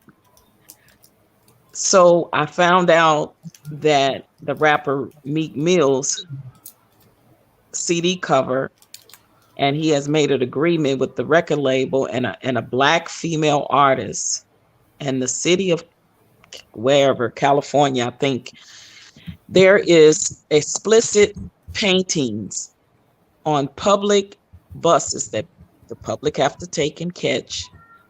Children have to see, other adults and women have to see a Black woman butt naked, bent over, with the paint being the pink part in between the legs. That's how graphic this painting is. And I was just outraged to know that I don't know if the Black woman that painted this had anything to do with it being on the bus, but this is a painter that obviously Meek Mill's by by some of her work. But at what point did this Black woman, when she found out that this painting that was chosen by Meek Mills and the executives was going to be a public setting on a public platform where children and other women and people are exposed to see a stripper setting of women bent over, twerking, and these things like that. Like, I would like to see Black women call that out on her, as how could you allow that to happen? Agreed. And then there's another flip side, right? Because Meek Mills is the artist, and he allowed this to happen as well. So again, we go down these rabbit holes, and it's always a back and forth thing, right? So I want Black women to call other Black women out without, if possible, Black men interfering. And when it's necessary, Black men call other Black men out without women always feeling like they have to jump in it if it's necessary. Now, if that's not happening, then yeah, we got to call each other out and hold each other accountable. But there was, and I hate to say this, there was a white man giving his righteous indignation, calling it out, saying this is a disgrace. Black women, is this how you want to be portrayed? This is an outrage. This is a public bus. Our children have to ride these buses. They have to walk down the street. They have to see this. They have to be subject to this. Black women, is this how you want to be portrayed? So then therein is where Black women need to speak up, and Black women need to say something, because this is our fake dark brown and brown skin tones being portrayed on a public bus. And then the men need to hold Meek Mills accountable. Is this what we're showing our daughters and our sons, that this is the way it should be? Exactly. So instead of, then that way, nobody is blaming nobody. Everybody is taking the responsibility of their own gender and holding them accountable. Exactly. That's what I would like to see happen. And then we won't have to go down these rabbit holes of name blaming all the time. Exactly. Thank you, Patrice. I'll stay up here, though. I'm going to move you over to the side because I want to say this. That's the whole point. If Black men can hold Black men accountable, Black women can hold Black women accountable, then we can all come to this space, the village in the middle, and communicate with one another. See each other as equals, have a conversation about how to move our community forward. That's the only square that I stand on. Our children, the Black code is our children, period. It always has been. The folks who got themselves out of slavery, the folks who got themselves out of the civil rights era, the folks who got themselves out of Jim Crow, they pulled themselves up not thinking that they would see it, but that their children would see it. Our women, and not our men, our women have lost sight of that. Why? Because they have no tie to the legacy until they pop it out, and that's only if they love the man that it's tied to, versus committing themselves to being foundational to Black love, to Black family, to the children and the futures that those children have. That's it. So Black women hold Black women accountable. Stop telling me not to point out when y'all are messing up in the game, because you're messing up in the game. I don't see a young woman. I've yet to run across a young Black woman on these platforms that I would introduce my sons to and say, baby, you should marry her. Send me some of those and maybe I'll shut up about young Black women and modern Black women. What about Rush?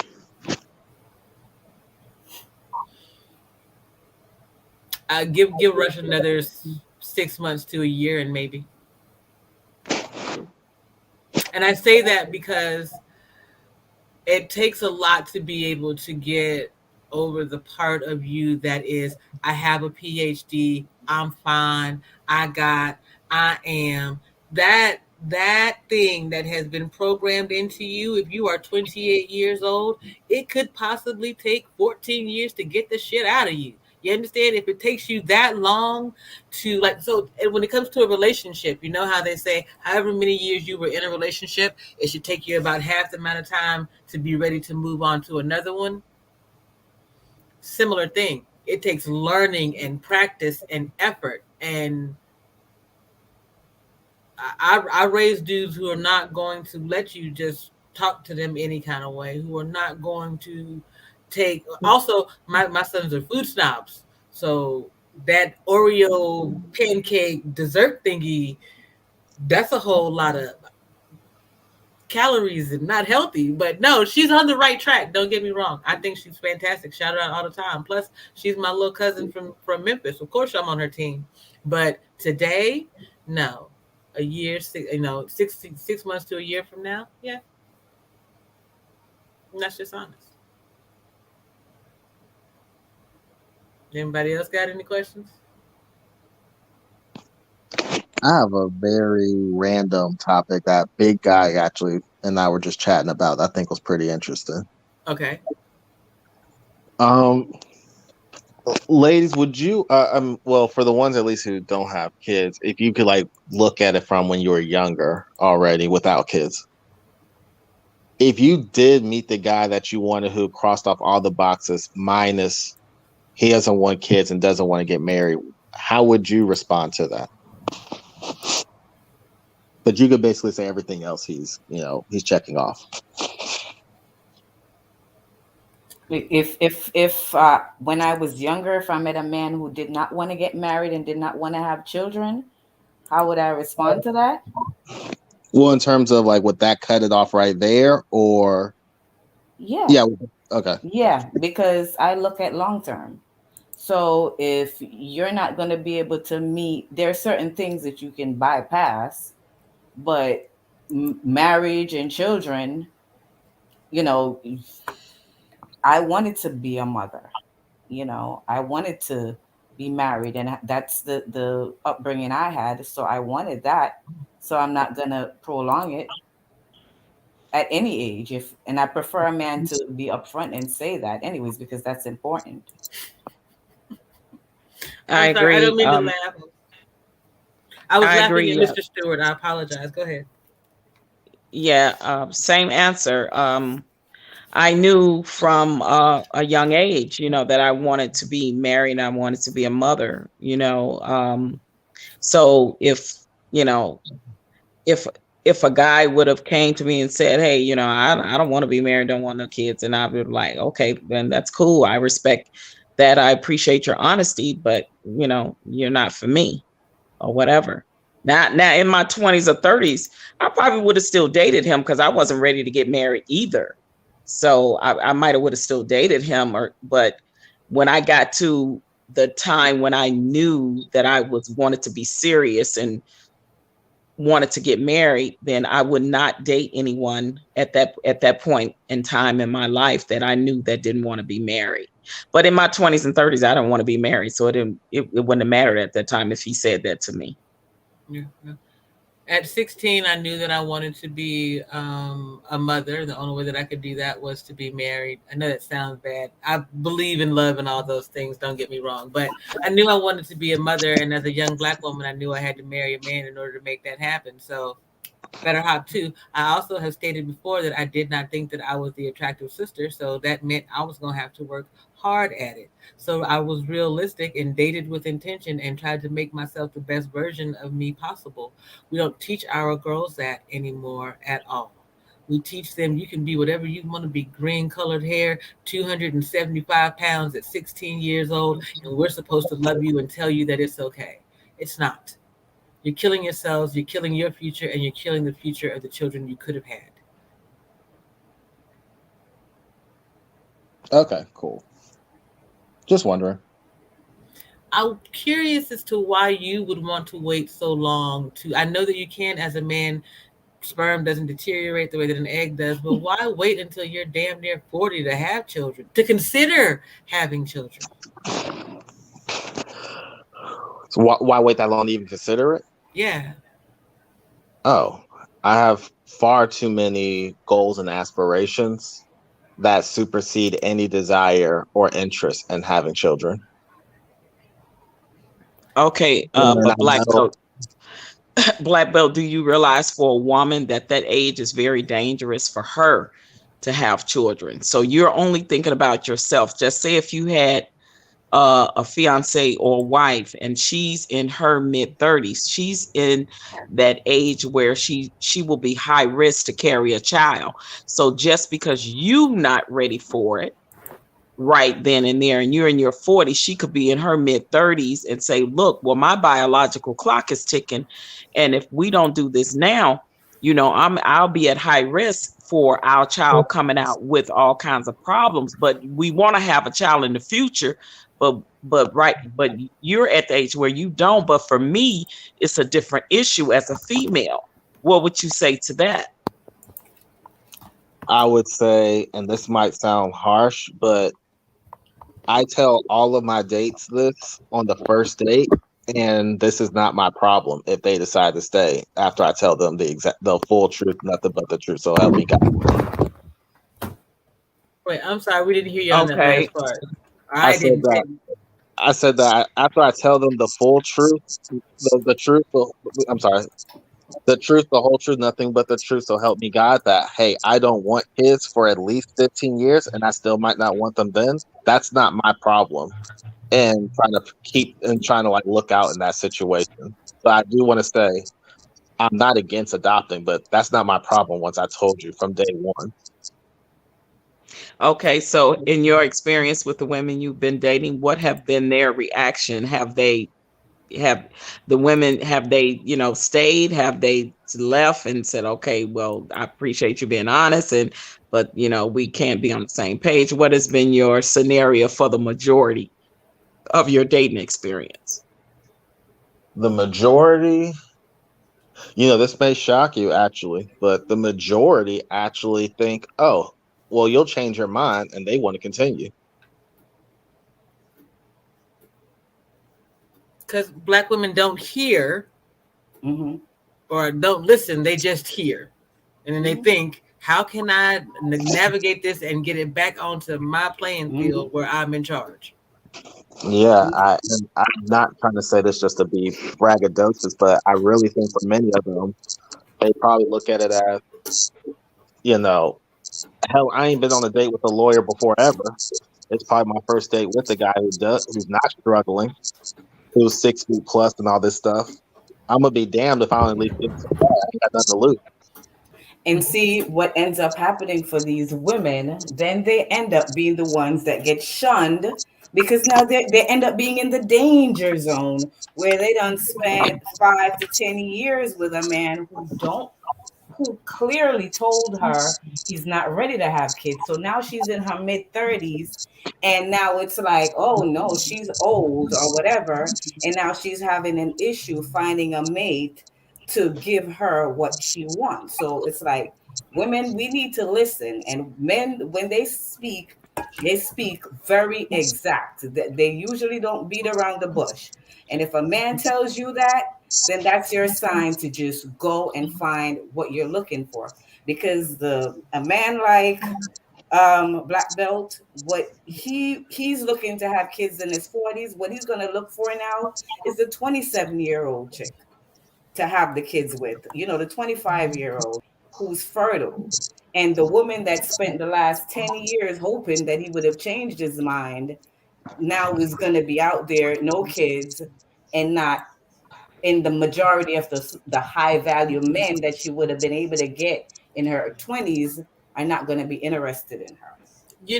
Let me just say this. Here's the funny thing, because Mr. Stewart said this in the chat. He said that black belt in the black suit, bro, you're gonna be 60 attending kindergarten plays.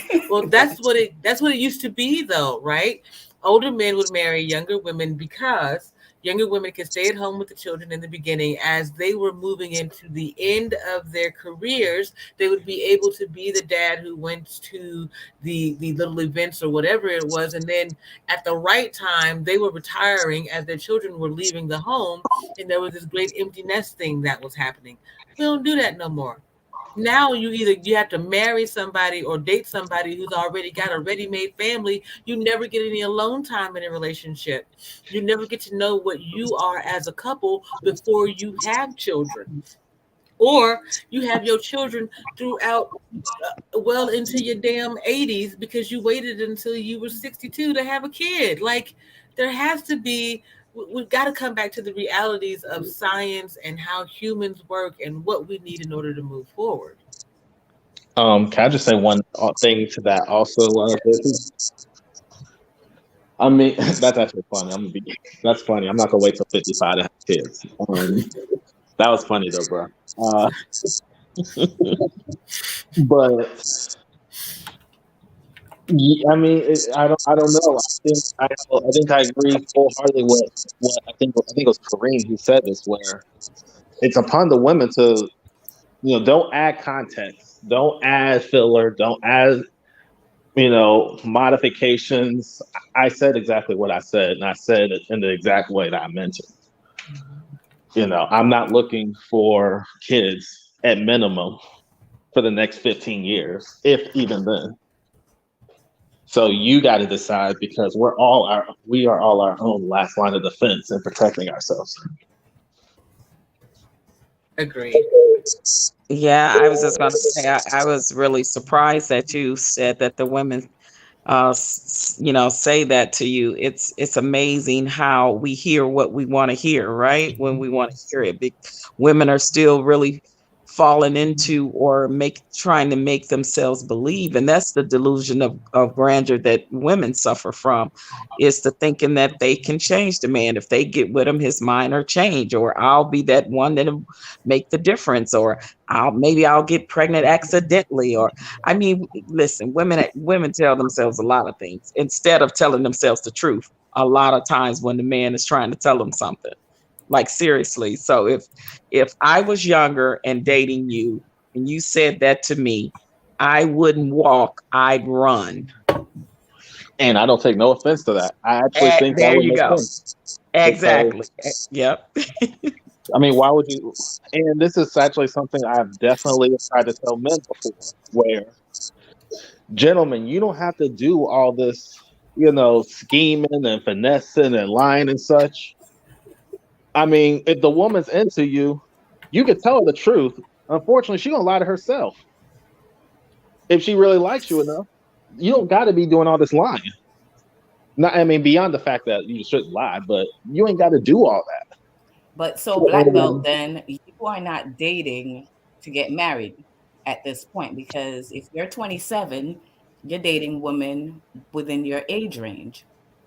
So if you're saying that you're looking to have children within the next 10 to 15 years, by then that woman is not really at an age now to be fertile and give you the children you want. So you're not really dating to get married. Correct? I wouldn't say that. I actually have the general rule of I'm not going to get married till I'm at least above the age of 35. But but I don't know if this is just me, but I don't know if it's just me, my situation. But I'll say this: I think women will be very surprised at what women are cool with if you as a guy are actually worth a damn. Because there's so few that actually are worth a damn. They're cool with it until they're not. You see, because like you said, she is giving herself false hope.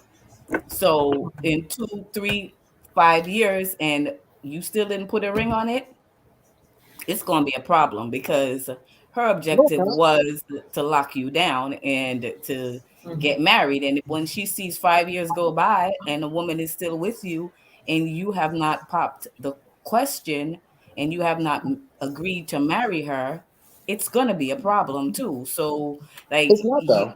Okay, wait. Pause. While I still have 18 people here, I want to make sure that everyone sees the Patrice, because I want you all to know how much I really and truly appreciate every citizen who shows up on this panel, in the stream, in the chat. Patrice came to visit me, and she did not get to see her video yesterday, so I want to make sure I share it with her and y'all today. Just give me 2 seconds, and then Black Belt, you can tell these women how you holding down your business, and that woman gonna have a problem, but not you. Give me 1 second. Okay. Clips out of the video. Okay. So I'm JP. Your spiritual DJ. And that's I'm OG Patrice. Oh my God! Girl, I am in Tucson, Arizona, and I had to come see JP, and it's such a pleasure to meet someone that you sit on a panel with all the time. You support her platform as a subscriber to JP, the Inspiring Matriarch. So I'm just so glad to be here with her. I finally meet my sister in the flesh. I'm so glad. Yes. Down here Y'all in see what she made me Arizona. do? She made me put this on. You see it? Girl, look But it's here. okay. Yeah. That's okay. We rocking it. We rocking it. Y'all know y'all letting me fun, y'all. What's up? What's up, YouTube world? Keep your spirit up, y'all. Keep You your in the spirit straight. up.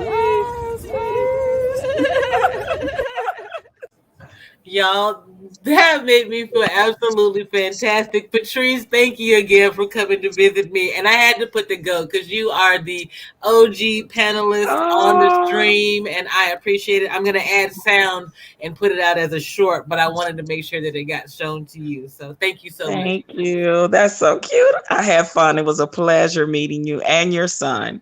Thank you. Thank you. You're welcome. All right, Black Belt, go ahead and tell these women how you holding your stuff down. Well, I was just gonna say there is no problem there is no problem after 5 years because again, I tell all these women the truth and I give them no misdirection. So there's no need for no problem after the 5 years. I'm 28. They for the ones I've been on dates, they already know. Hey, I'm not looking to get married till after 35. It's not my job to decide for you if this is a good decision. So there really isn't a problem if that happens. And I think you all will be pretty surprised at how many women, even at my age group, they say they want kids, they say they want to get married, but they're perfectly fine talking about, oh, I'm cool with just going, day by day, just seeing how things go. You'd be amazed at how many women who claim they got all these grand plans of all this long-term future planning, and they haven't taken one millistep towards anything or planning anything out. And they're perfectly fine just going day by day. I'm of the firm belief, once you give someone the full disclosure of the truth, that's no longer your responsibility. The thing though, Black Belt, just like women, we need to understand how men communicate. You need to understand how women communicate and their understanding. So just because a woman is saying, yeah, it's cool, does not necessarily mean, yeah, it's cool. Like you said, she is of the impression that she can change you. It's just like I've heard, like I have cousins who, they'll have a girlfriend and they step out on their girlfriend or their wife, and they're like, and I'm like, oh, you better watch it with this side chick. And my cousins will be like, nah, she know what it is, whatever. She's cool with it. She says she's not looking for nothing serious. And then 6 months later, the side piece, which actually happened with one of my cousins, sending pictures to the wife because now she caught feelings, sending pictures to the wife with my cousin and just blew his life up.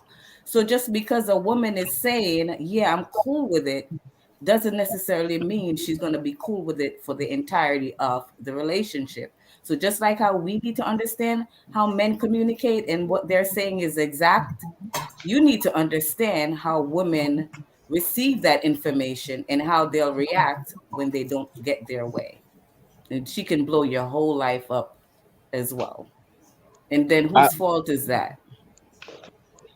Well, it's not my fault, but if that's what you're thinking, it's not my fault. Well, it's your life that's blowing up, so that's not. Well, your question wasn't whose life. But first off, I think your hypothetical is already based out of someone operating in deceit and deception. I'm doing neither of the two. And then also, I don't know the example you're talking about with the people, but I'll say this: I only deal with women who actually have something to lose. I'm not dealing with these random hood rats and ratchet chicks who are going around slashing tires because, it doesn't matter if they lose their $10, $10.50, an hour job. They can just get another one. I'm not sure So if I'm sorry, I didn't mean to cut you off, but Miss B it's fine. Finesse was talking about high value men earlier tonight, and I'm not sure if that's one of the things that they touched on or not. But men who have means do not deal with women who don't have something to lose. It may not be the same amount of money, but you're gonna have some type of dog in this fight before they'll deal with you, because otherwise, uh, how do they have a safety net for when you do decide to go off the rails? Agreed. No, I'm gonna have to push back on that because men that have more to lose will date a stripper that ain't got nothing to lose, and You only see this on the internet. You don't see this she will happening. get pregnant by him. She will catch feelings. She will call the wife, and that man has more to lose than her. So You only see the title stripper. You're only seeing the title stripper. well, not just a stripper. I done And that's a seen very rare men situation. no, I done seen men deal with women that were just regular everyday women that didn't have nothing to lose, and they had more to lose. I've seen that happen in the community, that they have dealt with not only the stripper but the regular everyday, girl next doors, and they would have more to lose: the family, the children, the business, and they have risked it by dealing with them type of women. And then when that woman catch feelings, she end up calling the Yeah, wife. no. We're talking about something different. You're talking about men who are already in situations and create situationships. What I'm talking about is young men like Black Belt who have Oh, a okay. clear I'm sorry right. then. You No, I know, digress. I digress. The only thing she could blow up with me is my lovely black cat Abby. There ain't nothing else she gonna blow up. That's my child. Wait, what did you say, Black Belt? What did you say? I said the only thing she can blow up is my lovely cat Abby. She's a small black cat. Well, then Oh, she probably okay. gonna blow Okay. that up. But listen here, even though it's not just the strippers, because see, the thing is psychology of women. Women are emotional creatures, right? And just because you think she has nothing to lose because she has a good job and this whatever, I've heard of women who has all those things and go crazy. The only type of woman that I know that won't like flip out like that is a woman who is also married. So like I've heard some men say, you know what? I'm gonna step out, but I'm gonna step out with a woman that has something to lose. So I'm gonna step out with a married woman. But when you're dealing with a woman who is not married, does not have children, and catch feelings, regardless of her status, her Yeah. socio-economic status, she's still a woman with emotions. And yes, Absolutely. she will risk it as well when she's pissed off. So it's That not is just the strippers that's gonna slash the tires.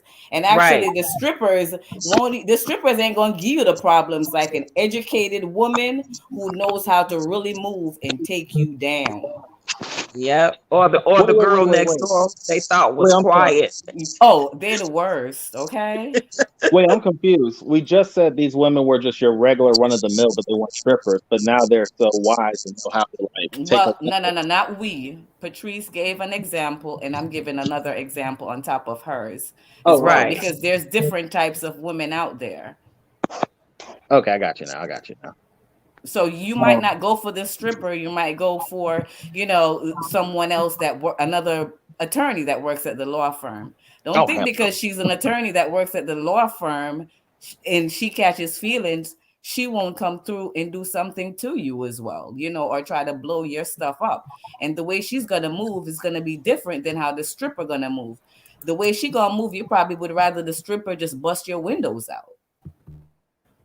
I agree, but you know what? I look at it as this is I mean these are literally the same things that can happen if I wanted to get married with 4 children. This is why you have to perform your due diligence and vet every woman you come in contact with. Nothing's going to save me from this just because I want to get married or not married or have kids and not have kids. So what you're saying is I agree it's a consideration, but it's not like anything's going to actually save me from this or minimize the likelihood other than me vetting every single woman I come in contact with. Women should be vetting every man that they come in contact with. Women shouldn't be dating men without intention. Women shouldn't be friends with men.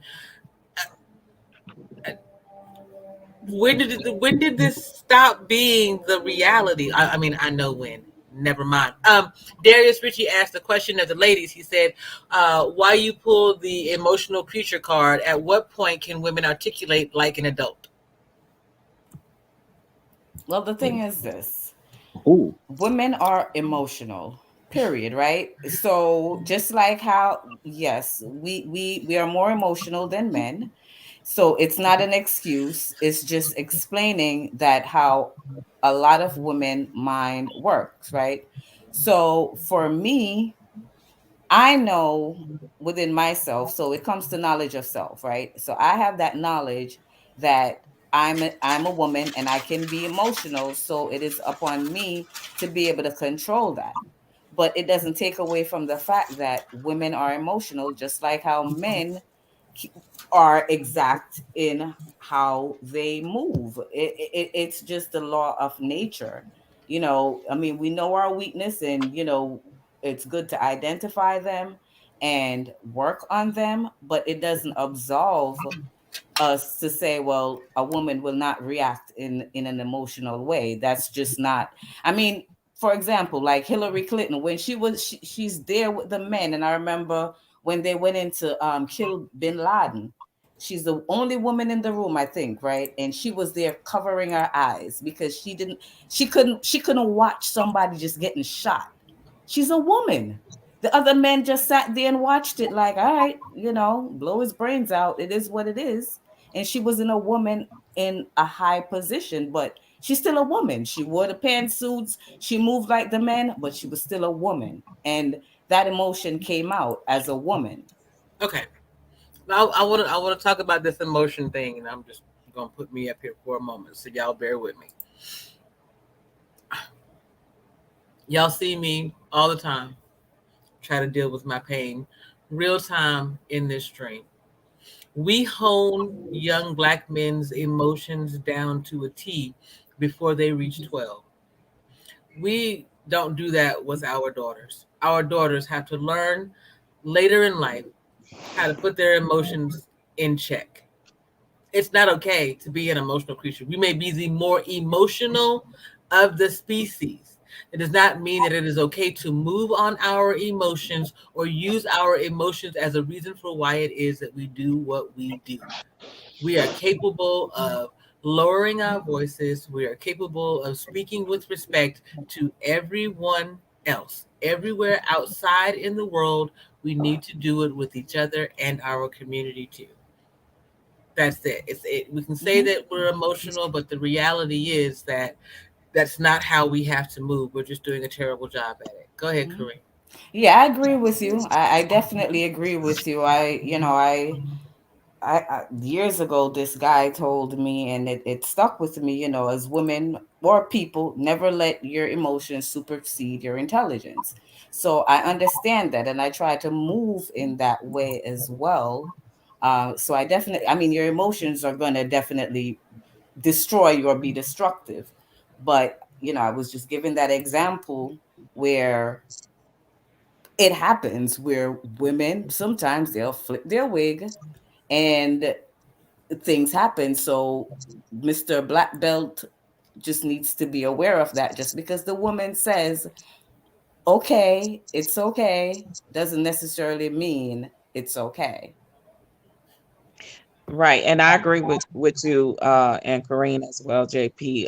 And I think that maturity helps season that a little bit better as we get older. When we're younger, we don't know how to control them as much, and we tend to get caught up in the emotion. But as we get older, I know for me, I learned to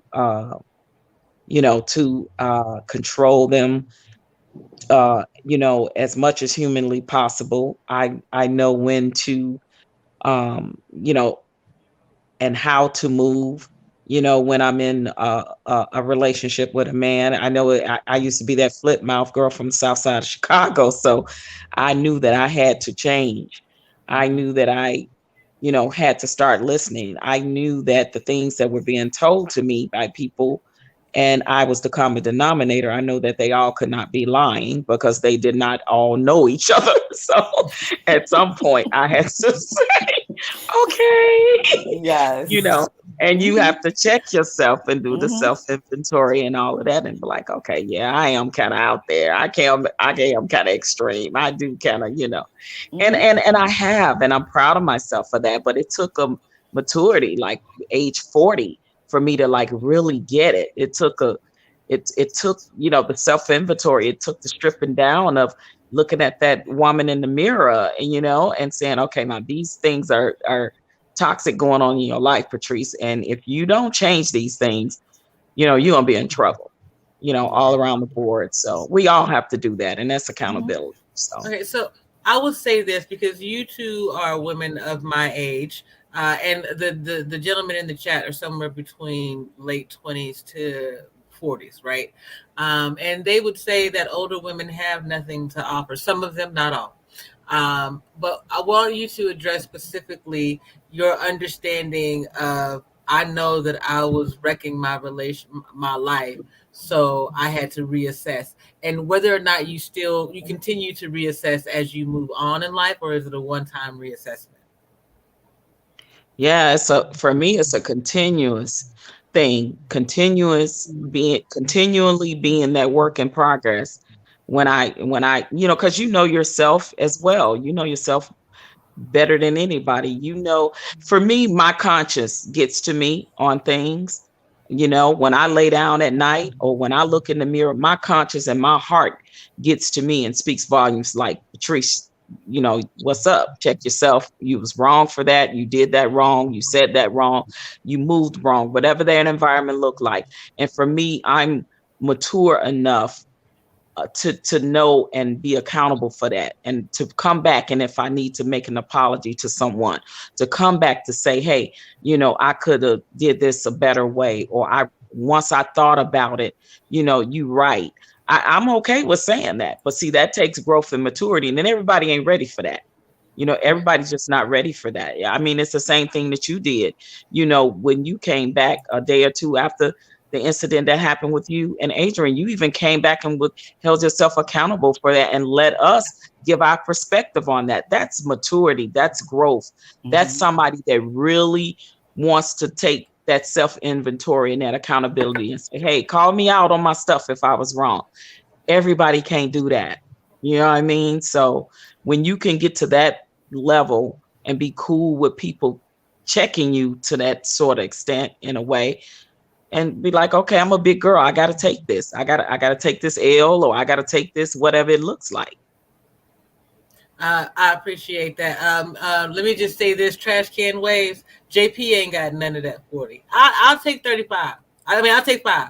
She can have 35. I'll take five. I will take five for being able to say that I might should have pulled it back just a hair, but there's no one who doesn't know me who we're not going to get into it. You can fill Mr. Stewart in offline, online. However, yes, Patrice, you are correct. I'm willing to hold myself accountable. I think older women are. Kareen, when you Mhm. look at holding yourself accountable or continuing to reassess yourself, what do you tell young women that looks like? Well, I mean, for me, the assessment is continuous. I can say definitely in my, and I was fortunate. Let me preface this that to say that, I was married for a very long time to my high school sweetheart. So for us, we were more like best friends. So he tolerated me, I guess, to a certain degree as far as knowing me because we were cool and we were friends, right? And we were married for a long time until my Mhm. daughter, moved out the house and everything. But the older I'm getting now too, I'm even assessing myself more where I know I can be brutal with the words. Like I can chop somebody down and tear them apart. I did not really do that to him because we were friends, but like I've done that to other people. And I heard a guy, he was talking about, like The words do hurt the men, because like women, we just focus on, you know, the physical abuse thing and say, oh man hit me or whatever, and it's like, well, and men would say like, well, what did you say to him, you know? So for me, I assess that part of myself to see where, well, yeah, damn, Kareem, sometimes you used to be like brutal with the words and just try to like destroy you know, men and you know whatever with their words, just to, you know. And so I noticed that about myself, and I have not done that anymore because I realized that it, you know, it's just not good, it's not right. But for me, I did not understand that the pain that it would cause someone, because he never expressed that the words were hurting, because a lot of men, they keep their emotions in and they don't want to show that part, like, oh God, you know, you just said that to me, that hurt me. So for me, it's continuous, and I'm seeing myself more in a fast track of growth because I'm more open to, you know, criticism now, where I think when I was in my 20s, I was not really open to criticism. But at this age, yeah, I'm open. I'm learning every day. You know what I mean? And I don't get angry or upset if someone doesn't necessarily agree with me. You know, it is what it is. I laugh it off, or, you know, if something makes sense, I take that. And sometimes I don't agree immediately, and then I sleep on it. And I wake up, I'm like, yo, that made sense, you know. So for Okay. me, it's growth every day. Okay, growth every day. All right, Black Belt, would you make a suggestion to either to agree with the ladies on the panel, and that's how we should suggest young ladies move forward to find their peace and help bring peace to you gentlemen's lives, or do you have some other suggestion? Nah, I think we can go with what the ladies said so far. All right. Mr. Stewart said, ladies, we can let you have it too, Ike Turner eyes. Y'all need to chill with that over emotional disrespect. Agreed. Agreed. I'm with you on that. I'm with you on that.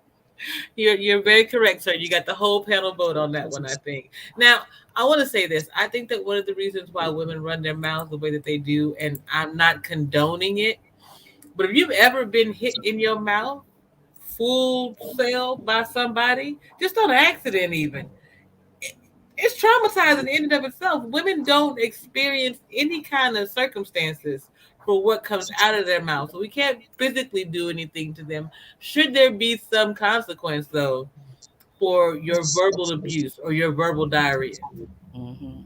I'm not gonna go that far, but as someone who is a black male, I can agree with you. Majority of women never actually been in a real fight with someone who can actually, you know, knock their teeth loose. But I don't think they deserve, you know, free dental work done. No. for Oh such my a crazy. But what I will say is this, and I had to come to understand this as I got older. Women generally know. I mean, even if they try to fight you, they're just being delusional. They're just doing that 'cause they think you're not going to fight them back. But women know they can't whoop your ass as a man physically. So what they're going to do is try to whoop your ass emotionally with their tongue.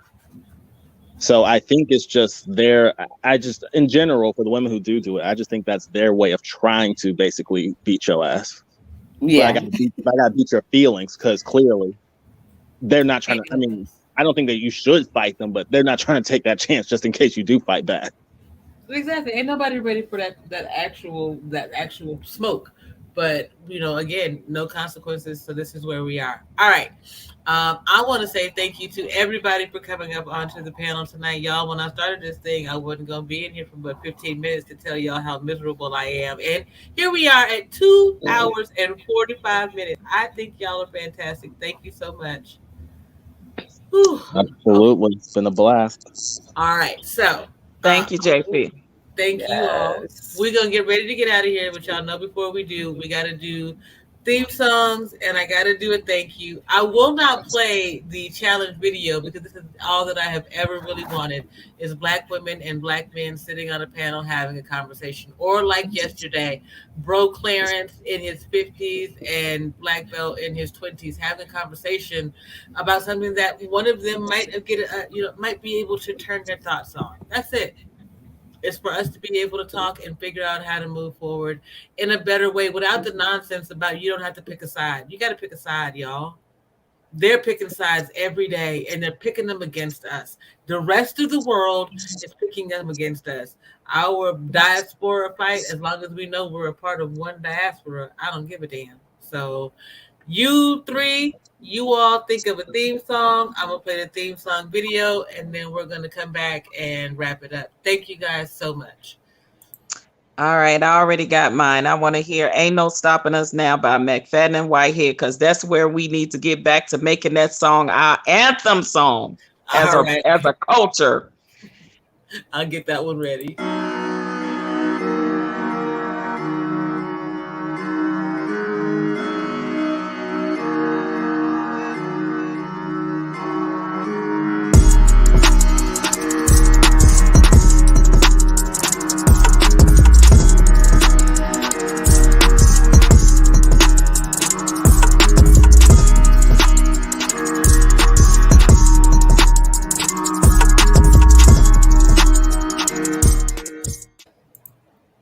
All right, you guys. Patrice requested Ain't No Stopping Us Now, McFadden and Whitehead. As y'all know, playing the copyrighted songs means I will not get monetized, but I do not care because I'm here for y'all. Patrice, you ain't going to cam up for me. It's all right. You came to see me, so I will take that. You're more than welcome. Make sure that I hear you, though, jamming to your song. All right? Here we go.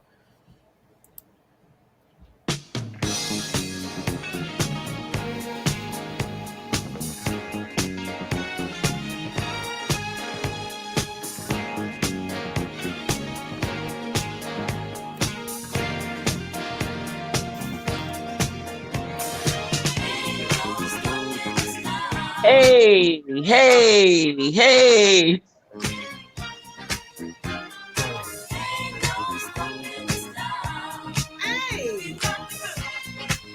Hey, hey, hey.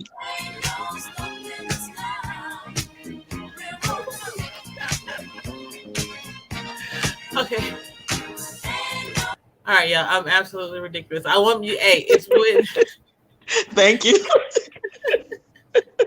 Thank you, Patrice. I appreciate you so much. Again, thank you for coming to visit me, y'all. I'm just a little disabled lady on the porch with some weed, but I appreciate you showing up and showing out with love, Patrice. Thank you so much. No problem. You're welcome anytime. Thank Bye, you. chat. Bye, everybody. Thank Bye you. bye. All right, Kareem, you up next, man. What you got for me? Brown skin, India Ari. Oh. Okay. I Okay. still love the brothers, okay? And Darius, don't be calling me out. Okay. Darius, you being mean over there. He was trying to come at me with the smoke. I still love y'all and I learned a lot, so it's all good. The fellas always got a little bit of fire over here. I won't front. All right, here we go.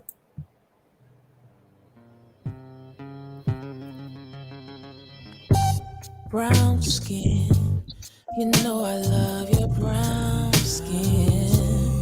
I can't tell where yours begins. I can't tell where mine is. Brown skin, up against my brown skin. Need some every now and then. No.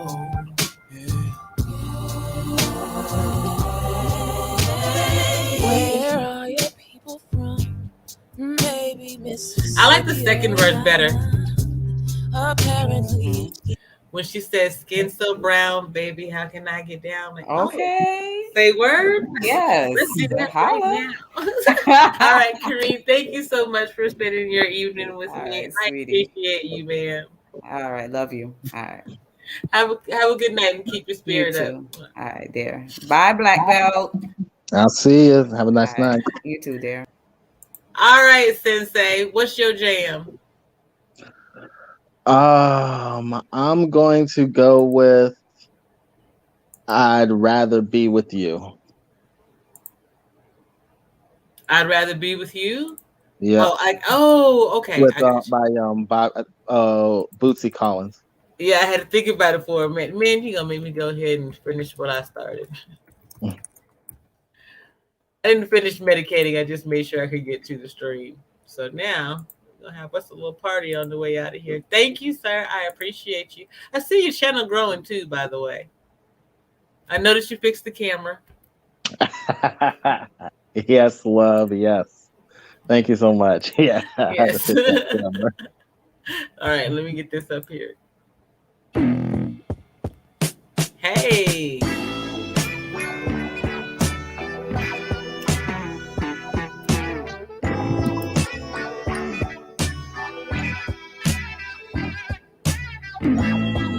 I lost my lighter sitting by myself. Oh.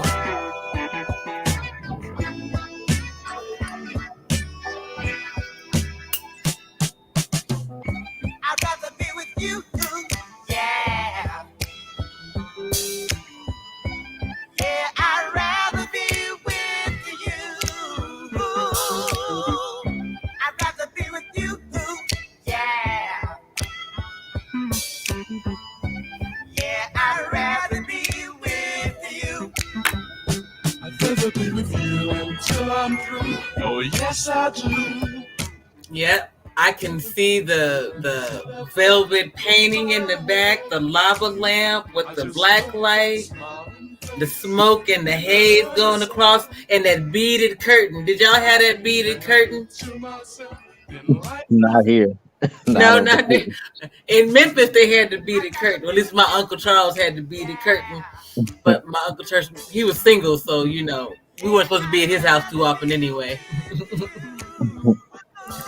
Thank you so much, Black Belt, for sharing your theme song with me. I think I might have to make that your theme song. I think it's just cool. It's got like a pimp vibe to it, but you look, how do I put this in a nice way?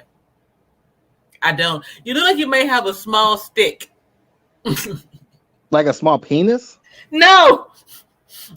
just a stick firmly inserted in your... You stiff. Oh, okay. You're a little, like you need somebody to teach you how to loosen up and soften just a little bit. That's all I'm saying. Like, no, not the other thing. You need to loosen up a little bit. Pull that stick out your butt, so. Okay. So this makes the perfect song because now you're walking with your cane. That's what I see, is that beard and a cane. Yeah, Anyway. even the chat, no, you tried to say no. The chat didn't think that because of me. The chat thought that because you said it out loud. You see, you trying to violate me the second night in a row. Nah. I would never do that. Although, trying to violate. Listen, no, because look, the chat knows if I were talking about your winky do, I would call it a winky do. I don't call them. I don't talk about penises by their name. All right. Okay. I'm sorry. I won't play anymore. Thank you very much. Excuse me. What part of Durham were you in though before you go? Do you know where the Beauty World was in Old North Durham? Yes. That's where I grew up. I lived over that way for a while. Okay. Like off of Olive and over in that area. Okay. I know where you're from. Small world, these YouTube streets. All right. No, that's crazy. Yeah, that's crazy. I told you it's even crazier that I worked in the same city that Blind Guy, his wife, their life are from. Rush Ribbons is from Memphis. Sophia, one of the other ladies in here and had the same condition. It's just the internet. But It's fantastic. Yeah. I appreciate you, sir. Please make sure you come back and share your perspective. And then when you get bigger than me, you just let me come and bother you sometimes. You always got a space on my page, and I'll always come through here. I appreciate you, sir. You have a good night and keep your spirit up. Thank you. Have a lovely night, JQ. You too. Thank you. All right, you guys. We managed to make it to 3 hours, one more than we normally do. Oh my goodness, you guys. I cannot believe it. It's amazing. So I guess I am going to start to do nights more often. So now here's the thing. Really, really quickly. Do I stream at 9 o'clock East Coast time or 10 o'clock East Coast time, Monday, Wednesday, Friday, every other Saturday? Anybody? All right. If it's 9 o'clock, put a 9. If it's 10 o'clock, put a 10. And I'm going to play this thank you video. And then I'm going to say good night and see y'all on the other side, you guys. Drop that one for me real quick and let me know. Either a 9 if it should be 9 o'clock, a 10 if it should be 10 o'clock East Coast time. Here's the video.